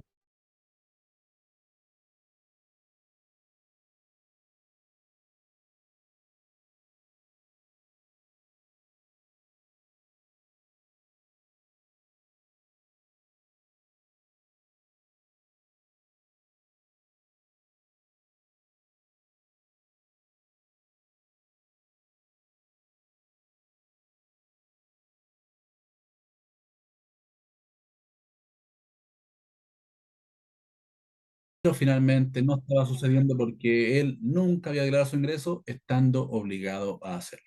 Bien, así que cuidado con ese concepto de la percepción, que no solamente que ellos perciban, también cuenta el concepto de abono en cuenta o puesta a disposición o cualquier otra forma de distinguir la obligación, compensación, confusión, prescripción o entre otros. Bien.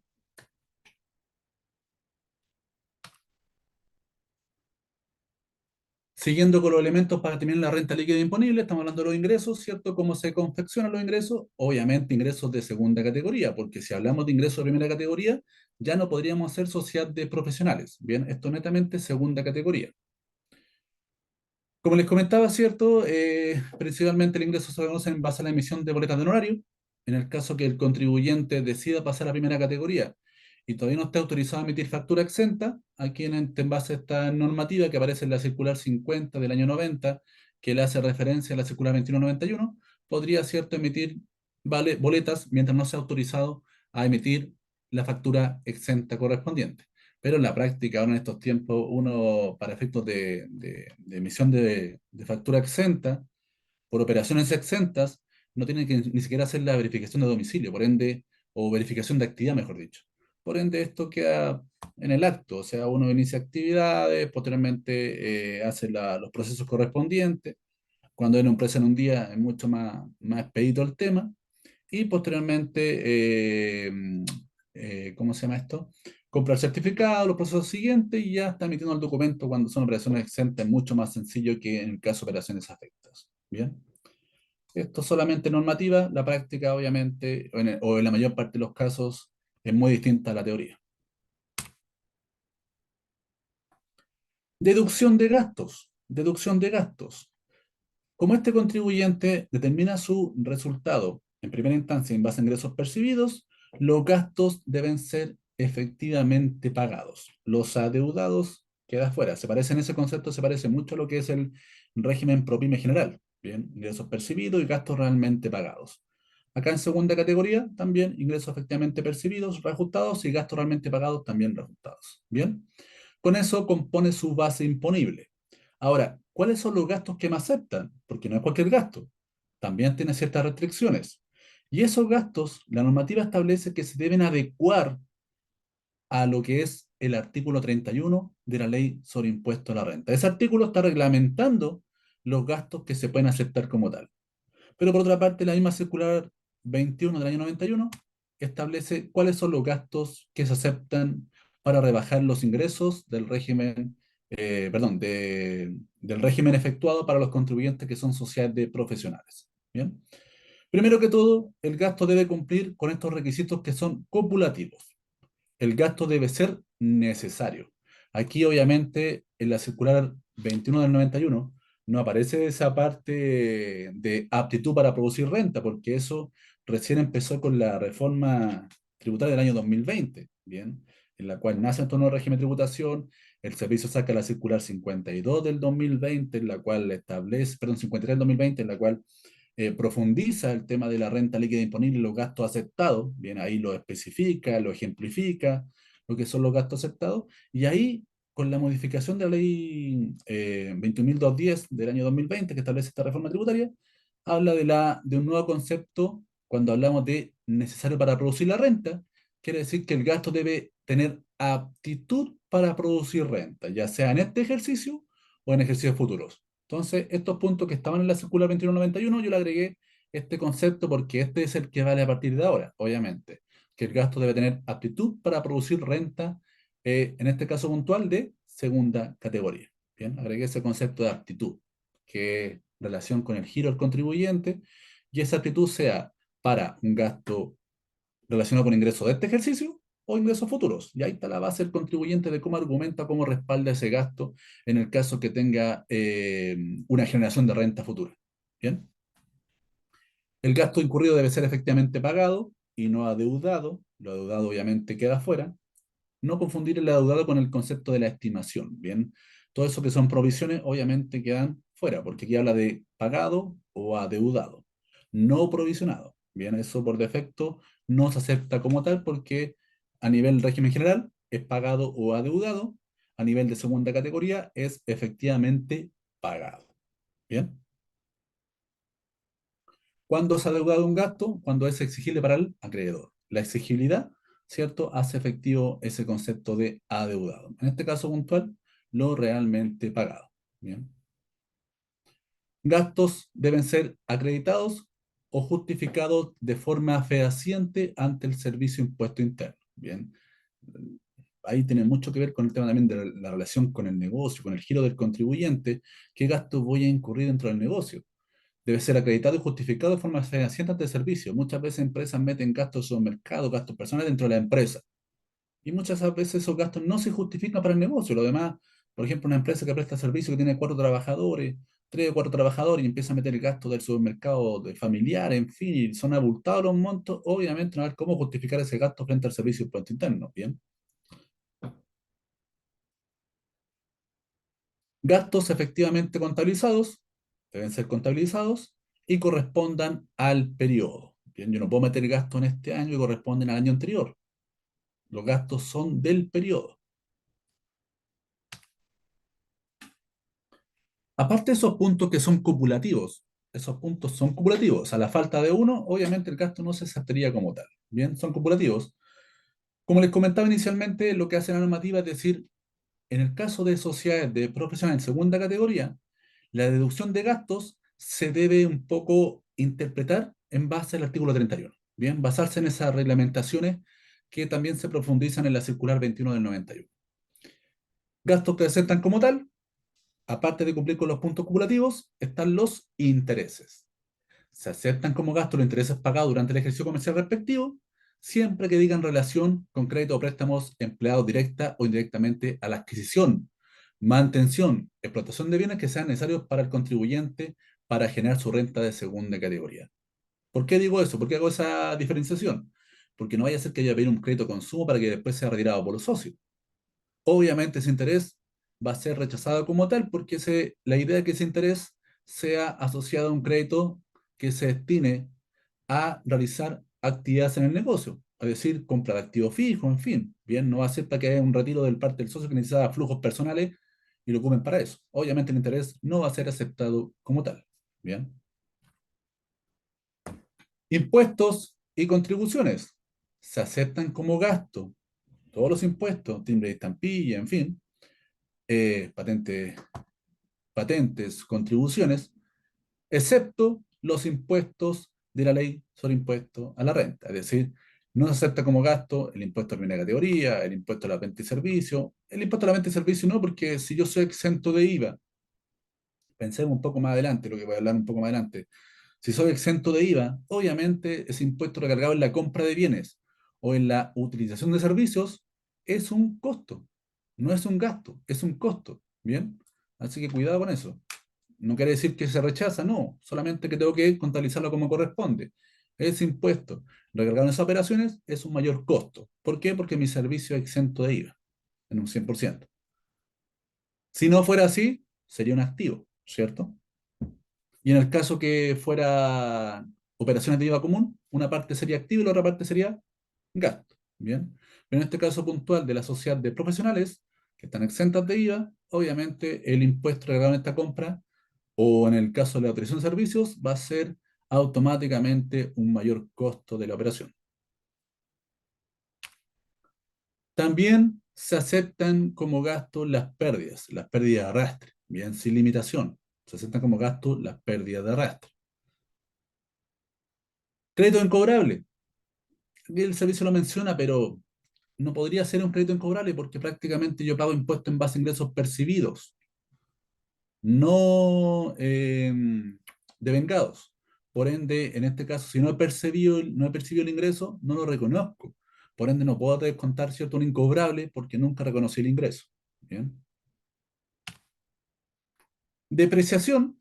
Se acepta como gasto la depreciación en base al artículo 31, número 5, inciso cuarto. Bien, depreciación de los activos fijos. Obviamente el contribuyente en sociedad de profesionales puede incurrir en comprar activos fijos para desarrollar el negocio. Bien, siempre y cuando predomine el intelecto más que el uso de bienes, para no calificar en primera categoría, obviamente. Bien, pero aquí puede comprar activos fijos para utilizarlo en el negocio propiamente tal. Y en el caso de que sean compras en el mercado nacional, el valor del activo fijo a considerar para efectos de depreciación, la misma circular, nuevamente, 21 del 91, establece cuáles son los valores que se deben considerar para activar este bien y posteriormente depreciar. Bien, hace la diferenciación entre una compra realizada en el mercado nacional versus una compra realizada en el extranjero. Y obviamente aquí le suma los gastos de desonamiento, el valor SIP, los fletes y seguros de embarque, en fin. Bien, gastos a considerar o el valor a considerar para activar el bien y posteriormente depreciarlo. En el caso que el bien que se deprecie acabe o termine su vida útil, va a estar reconocido contablemente o para contablemente, yo me refiero a esto, recuerden que esto es tributario, bien no financiero. El servicio establece que el valor, si cumple o acaba con su vida útil, tiene que estar reconocido a $1, bien, contablemente. No llegar y retirarlo, darlo de baja, porque obviamente el bien sigue estando en la empresa.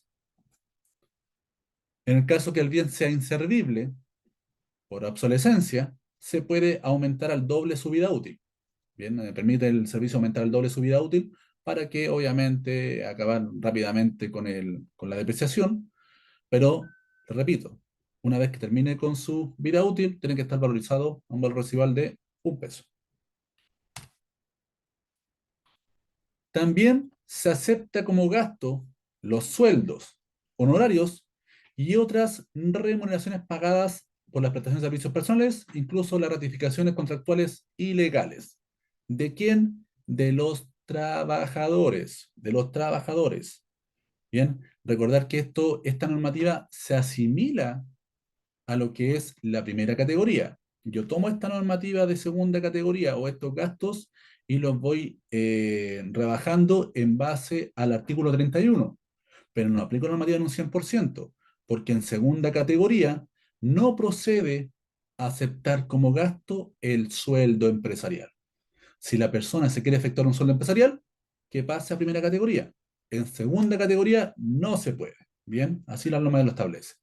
El gasto que acepta como por concepto de sueldo, el que yo le pague a mi trabajador, no el sueldo empresarial. Bien, porque la renta anual se distribuye proporcionalmente en participación de los socios en la parte que le corresponde.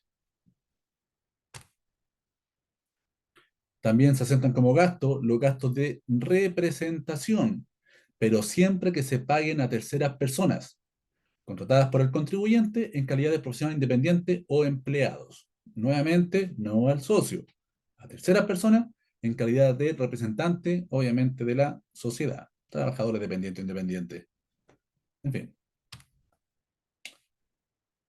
Se aceptan como gasto las donaciones, pero solamente en la parte que es gasto, porque aquí no está la renta líquida disponible, no está el tema del crédito. Bien, porque estas empresas no pagan primera categoría. ¿Qué es lo que hacen estas empresas de segunda categoría en el caso social de profesionales?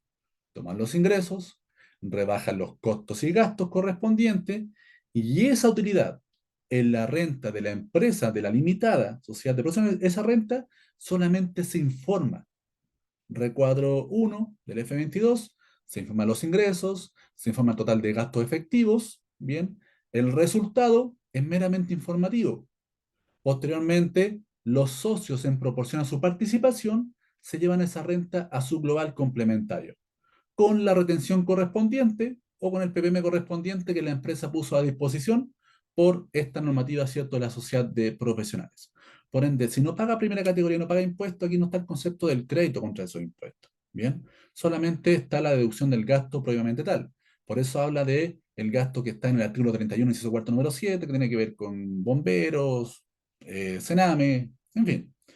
También habla con el tema de las rentas municipales, que son gastos, de la parte del gasto, no de la parte del crédito.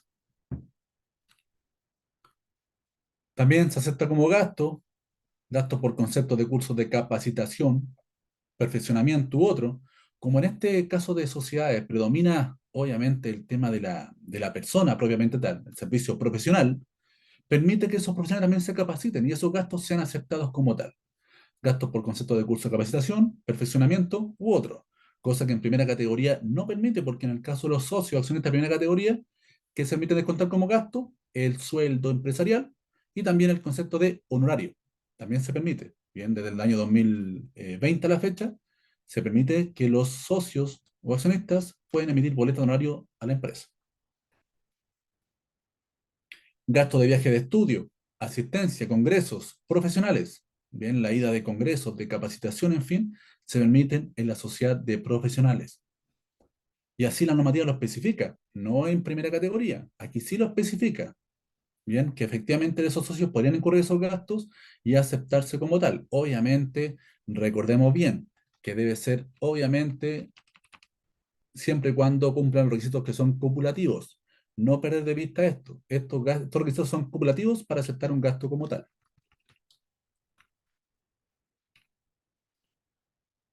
Cuotas de asociaciones gremiales. Bien, pertenecer a, no sé, en el caso de un profesional médico, pertenecer al colegio médico, por ejemplo, ahí paga una cuota a una asociación gremial. Esos gastos son aceptados como tal. Adquisición de revistas, libros, material de consulta. Bien, recordemos bien, no perder el objetivo. Estas son sociedades de profesionales. Entonces, esos gastos se aceptan como tal en segunda categoría. Porque si pasamos a primera categoría, ahí nos basamos en un 100% en base a la norma del artículo 29 al 33. Reajuste y diferencia por cambio proveniente de crédito o préstamos, gastos de organización y puesta en marcha, arriendos, arriendo de un box en el caso de un profesional médico, arriendo de una oficina contable, un bufete de abogado, arriendo en general se aceptan como gasto. Y también se acepta como gasto los gastos originados por vehículos motorizados. Recordemos bien, como les comentaba en un principio, que esto se asimila a la normativa general. Por ende, estos gastos originados en vehículos motorizados está hablando en lo que no sean automóvil, station wagon o similar, y que tengan relación con la actividad del contribuyente, en base, como lo especifica la circular número 5 del año 2018, que ahí dice, da todo lo ¿cierto? Eh, para respaldar la compra de un vehículo dentro de una organización. ¿Bien? ¿Qué requisitos debe cumplir? Ahora, dice que en caso puntual, ¿cierto? Depende del tipo de vehículo, uno puede pedir autorización. En el caso que el vehículo sea automóvil, hecho en vago no similar, es decir, de los gastos que no se aceptan como tal, uno podría hacer una petición al director regional, obviamente, para que él responda mediante resolución si efectivamente ese gasto se podría incurrir en la empresa. Bien. Yo lo he hecho más de una vez y nunca salió favorecido porque ellos se basan netamente en que es automóvil, hecho en vago no similar, y no se basan en la necesidad del contribuyente. Bien, yo incluso pasó en pandemia en la cual yo hice una petición respecto a un vehículo que era un vehículo, un city car. Bien, obviamente en pandemia las empresas bajaron su ingreso, era un tema, se veía muy negro el escenario. Muchas empresas obviamente tuvieron temor de hacer inversión, en fin, porque no se sabía lo que venía. Tuvieron que pagar muchos sueldos de gente que estaba imposibilitada de trabajar, finiquito, en fin. Entonces pasó y yo tomé todos los argumentos para hacer una solicitud respecto a un vehículo Citica que iba a ser transformado para hacer servicio de trasladar equipamiento para servicio de reparación de electrodomésticos. Bien.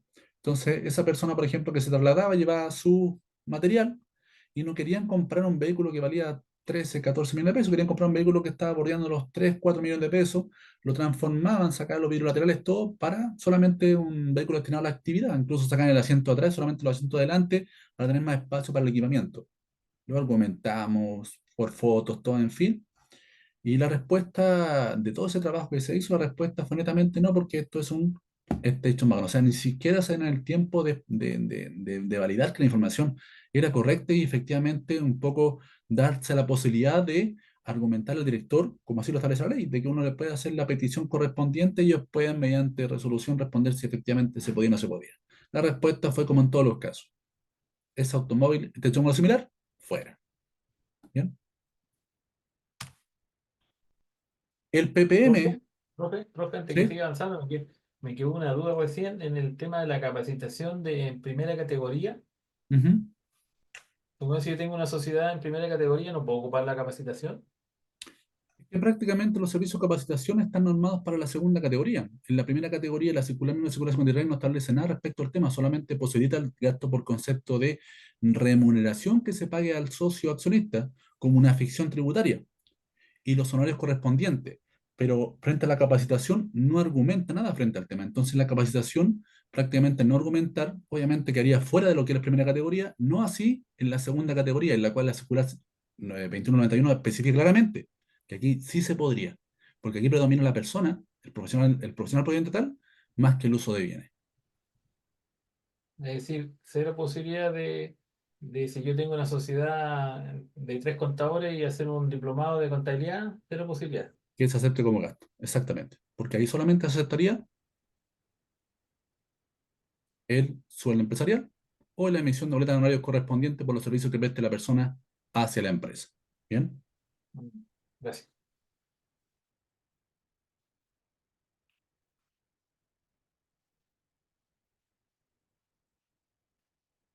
PPM, el PPM en este caso, el PPM en este caso, ¿cierto? Es la tasa de retención correspondiente a cada año. Bien, por normativa el artículo 84, es el impuesto a la renta, establece que la tasa de PPM para este tipo de contribuyente es un 17%, pero un 17% que se proyectó en el tiempo.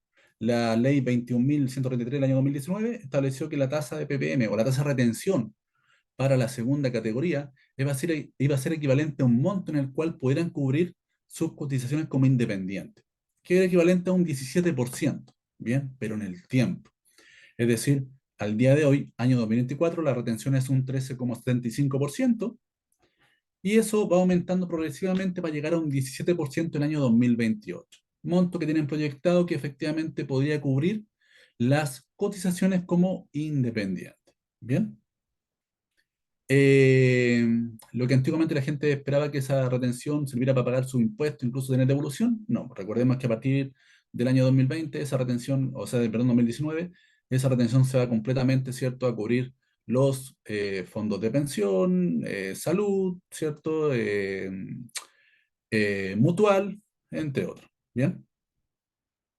Y esa misma tasa es la que debería aplicar las sociedades profesionales para pagar como PPM en segunda categoría. ¿Bien? Cuando hace prestación a contribuyentes que no son retenedores, debe emitir la boleta correspondiente y esa boleta va sin retención porque el contribuyente, ¿qué es lo que hace? De ese monto, ¿cierto? Calcula la tasa de retención vigente al año en la cual está haciendo la prestación y eso lo entera como PPM, ¿cierto? En su formulario 29. Cosa que después, cuando llega el momento de hacer la renta, obviamente eso lo distribuye proporcionalmente a los socios para que paguen su global complementario. Como les comentaba, este contribuyente, si bien es cierto, nace en segunda categoría o tributa en segunda categoría, puede ejercer la opción para tributar en base a las normas de la primera categoría. Bien, este contribuyente podría pasar a primera categoría y en el evento que eso ocurra, ¿cierto? Esa decisión es irreversible. Es decir, si el contribuyente en segunda categoría y pasa a primera categoría, ya después no puede volver a segunda categoría. O sea, perdió. Pasó a primera categoría y ahí se queda definitivamente. Bien, no puede volver a segunda categoría. Si pasa a primera categoría, lo tiene que hacer en los meses de enero a marzo de cada año, es el plazo, como también son los plazos para los distintos regímenes de tributación. el plazo para ejercer la opción entre el 1 de enero al 31 de marzo de cada año, y en ese periodo, ¿cierto?, en la cual obviamente empieza a tributar en el régimen correspondiente. Por ejemplo, si este año 2024 el contribuyente estaba en segunda categoría hasta el año 2023 y quiere partir este año en el régimen de primera categoría, la opción tiene que hacerla entre el mes de enero al mes de marzo del año 2024 para comenzar este mismo año en el régimen de primera categoría. ¿Bien? En el caso que el contribuyente inicie actividades, el plazo cierto es el que establece el artículo 68 del Código Tributario, que son 2 meses. Tributación bajo primera categoría a contar de enero del año en que efectivamente se acoja al nuevo régimen, y la opción, como les comentaba, es irreversible. No hay vuelta atrás. No podría volver a segunda categoría. ¿Bien? El contribuyente, obviamente, confecciona un balance en base a las normas de la primera categoría para pasar al régimen correspondiente. Los ingresos devengados del año anterior, si el contribuyente pasa al régimen 14 letra A, régimen en base a renta efectiva con contabilidad completa, los ingresos devengados del año anterior, obviamente se deben reconocer en el año del cambio de régimen, porque recordemos que el régimen general, primera categoría, paga impuestos en base a ingresos percibidos o devengados, pero si el contribuyente pasa al régimen PROPYME, ya sea general o transparente, en ese caso puntual paga impuestos en base a ingresos percibidos, tal como era segunda categoría. Por ende, esos ingresos devengados del año anterior siguen esperando, ¿cierto?, la percepción para ser reconocidos. Lo mismo con la corrección monetaria. En el caso del régimen PROPYME general o PROPYME transparente, no aplica el concepto de la corrección monetaria. Bien, solamente reajuste el PPM, pero más que eso, no. Por ende, solamente aplicaría el concepto de corrección monetaria respecto al régimen general de tributación. Bien.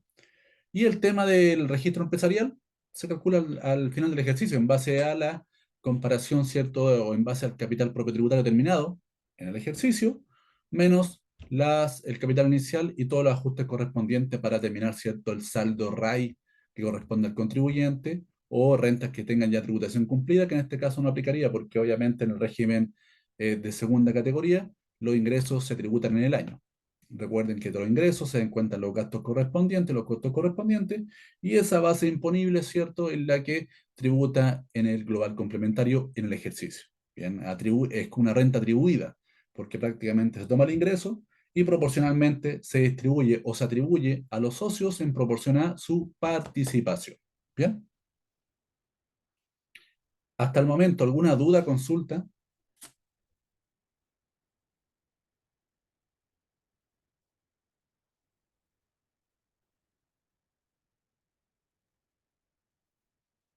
¿No hay dudas? ¿Consulta, Juan Carlos?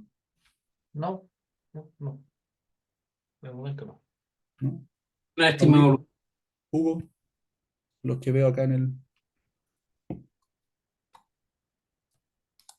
nada de nada. ¿Ya? Un momento. Hoy hay una pregunta en el 9:45. Sí, hay una pregunta de Alejandro, te la leo. Dice, yo tengo una sociedad de profesionales con un amigo, ambos auditores. A fin de año del año anterior yo solo realicé retiros por utilidades, el 100%. Mi socio no. Creo que esto está mal, ya que lo correcto es sacar utilidades en la misma proporción de sus aportes de Es, capital en es, este caso. es una sociedad en segunda categoría, me comentaste. Sociedad profesionales, dice. ¿Pero segunda categoría o primera categoría? Beto. Habría que preguntar a Alejandro. ¿Qué dice?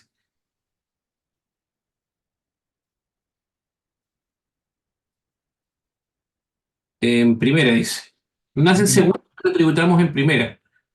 Ya, es una sociedad de profesionales. Mira, en el caso de una sociedad de profesionales, ahí no te confundas. Alejandro, ¿cierto? Me dijiste el nombre. Sí. Sí, no te confunda, Alejandro, porque en una sociedad de profesionales, bien, de profesionales, es una renta atribuida. Es decir, tengo mi resultado según balance, ¿cierto? Que está compuesto por ingresos percibidos o puede estar percibido devengado para efectos de balance. Pero después hacemos los ajustes tributarios, que es solamente tomar los ingresos percibidos y los gastos pagados. Recordemos bien, segunda categoría. Y esta renta se atribuye a los socios en proporción a su participación. De la misma forma, los PPM correspondientes para que ellos paguen su lugar complementario, en segunda categoría. Pero en primera categoría, ¿cierto? Pasamos a en el régimen general, régimen 14 letra A, régimen semi-integrado, o en el régimen 14 de 3, al global complementario se paga impuesto en base a rentas percibidas, ¿cierto? Es decir, retiros o dividendos, ¿bien?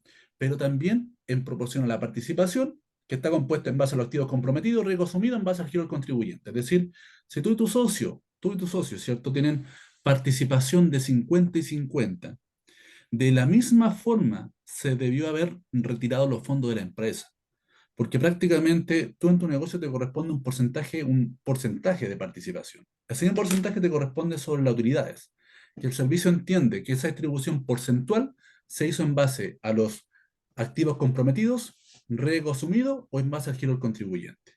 Si tú efectivamente, tu socio retiró más, el servicio en una revisión podría detectar que esto se haya hecho en base a un concepto elusivo, en el cual, porque él tenía una menor carga que tú, se puede haber dado la solución de que efectivamente retirara más que tú. Porque el servicio entiende que la distribución de utilidades debe ser porcentual a la participación, ya sea en segunda categoría. En segunda categoría es por defecto, porque la renta es atribuida, pero en primera categoría es porcentual a la participación el orden de los retiros. Y si el contribuyente elige el régimen ProPyme transparente, ahí es muy parecido a la segunda categoría, el transparente, porque la atribución es porcentual a la participación. Siempre el servicio se basa en la participación. Bien, la diferencia que en el régimen ProPyme general o el régimen general de tributación semi-integrado, los retiros deben hacerse en proporción a la participación. Bien.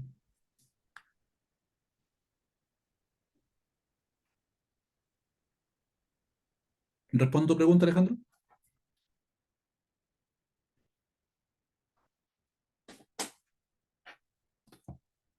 Ok, dice. Perfecto.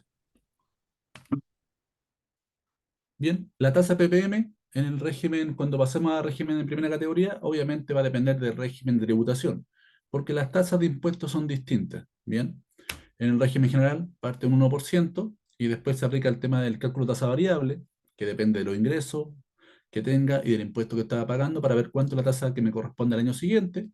Y ese periodo se calcula desde el mes de abril hasta marzo del próximo año. En el régimen ProPyme general, el PPM, ¿cierto? Es el día de hoy está como en un 0,12,5%, la mitad de lo que correspondería. Régimen cuando está al 25% corresponde a un 0,25% del PPM. Y en el régimen ProPyme transparente, bien, no pagan primera categoría, así que depende mucho del régimen que yo tenga en la tasa de PPM que yo voy a determinar cuando pase a primera categoría. Estos contribuyentes, por la prestación de servicios que efectúan, deben emitir boletas de honorarios. Bien, como les comenté anteriormente, en el caso que el contribuyente pase a primera categoría, corresponde emitir factura exenta. En el evento que no tenga esa autorización, pueden seguir emitiendo boleta de honorario hasta que tengan la autorización. Bien. Entonces, ¿cómo financiar esta pensión garantizada universal? Ahí está la parte que no se logra distinguir, porque al final todo esto va a nivel de recaudación fiscal, todo llega a un saco de impuestos recaudados. Bien, pero es un tema, bueno, un tema aparte. Finalmente, con este fin de recaudar fondos para poder cubrir esta pensión mínima garantizada, es que el servicio, mediante la ley 21.420, estableció, ¿cierto?, que los servicios a partir del año 23, perdón, 21.420 del año 2022, estableció que a partir de enero de 2023, efectivamente los servicios iban a estar afectos ahí. ¿Bien? ¿Qué es lo que fue, qué es lo que fue lo que modificó? Antiguamente, ¿cierto? Hasta el año 2022, no se grababan únicamente con IVA los servicios clasificados en el artículo 20, número 3 y 4 de la ley sobre impuesto a la renta, actividad del comercio, industria, servicios, entre otros. Bien, esos estaban grabados con IVA hasta el año 2022. A partir del año 2023 se elimina ese concepto, se elimina eso que decía de los artículos 20, número 3 y 4 de la ley sobre impuesto a la renta, se elimina. ¿Eso qué es lo que provoca? Ampliar más el universo de servicios que se encontrarán afectos a IVA a partir del año 2023. ¿Bien? El servicio dijo, a partir del año 2023, enero de ese mismo año, los servicios pasan a quedar afectos a IVA, a excepción de los que contempla el artículo 12, letra E, número 8. ¿Cuáles son? Los servicios prestados por personas naturales en base a un contrato de trabajo, trabajador dependiente. Los servicios prestados por profesionales independientes en base a honorarios. Y también, ¿cierto?, los servicios prestados por profesionales aun cuando hayan optado por declarar sus rentas en la primera categoría. Es decir, los servicios van a estar exentos en el caso de sociedades de profesionales, aun cuando ese contribuyente decida pasar a la primera categoría, se van a encontrar exentos de IVA.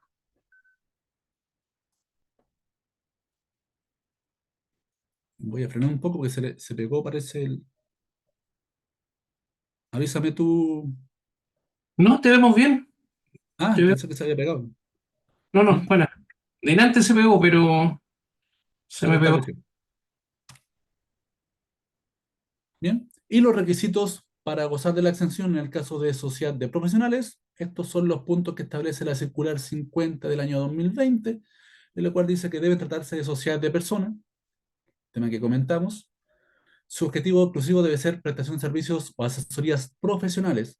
Bien, si bien es cierto, eso es como tema principal, pero también comentamos que este contribuyente igual podría hacer cierta inversión en depósito a plazo, fondo mutuo, pero nunca que fuera mayor, el ingreso fuera mayor a lo que es el ingreso por la actividad principal. Bien. Estos servicios deben ser prestados por intermedio de sus socios, asociados o colaboradores, gente que trabaje, ¿cierto?, para la sociedad. Todos los socios deben ejercer la actividad, es decir, aquí se evita que un socio solamente aporte capital, eso dejaría, ¿cierto?, fuera a la sociedad. Y las profesiones de los socios deben ser idénticas, similares, afines o complementarias. Igual actividad, similar, afín o complementaria. Bien, va a depender mucho de la actividad que desarrolle la empresa para saber si efectivamente cumple con ese punto, si la actividad es afín o complementaria. El caso que les comentaba yo del doctor que trabaja con la enfermera. Bien, hay un complemento de trabajo. Bien, en los demás casos hay que efectivamente va a depender del giro si la actividad puede clasificar como afín o complementaria. ¿Cómo ustedes argumentan ese complemento o esa afinidad en la actividad? Documentos que deben emitir. En el caso de segunda categoría, boletas de honorario. En el caso de primera categoría, facturas exentas. Bien, el día de hoy quedamos hasta acá. La próxima clase, el día miércoles, partimos analizando ciertos oficios, ciertas circulares, y ahí obviamente pasamos a lo que ocurriría en el caso que el contribuyente opte a primera categoría. Bien, ahí nos basamos ya en el régimen de tributación y también el día jueves en la determinación de la renta líquida imponible. Bien, tratan de venir vamos a ver esos temas, así que tratan de venir con preguntas preparadas para ese día para que aprovechemos de responderles la capacitación.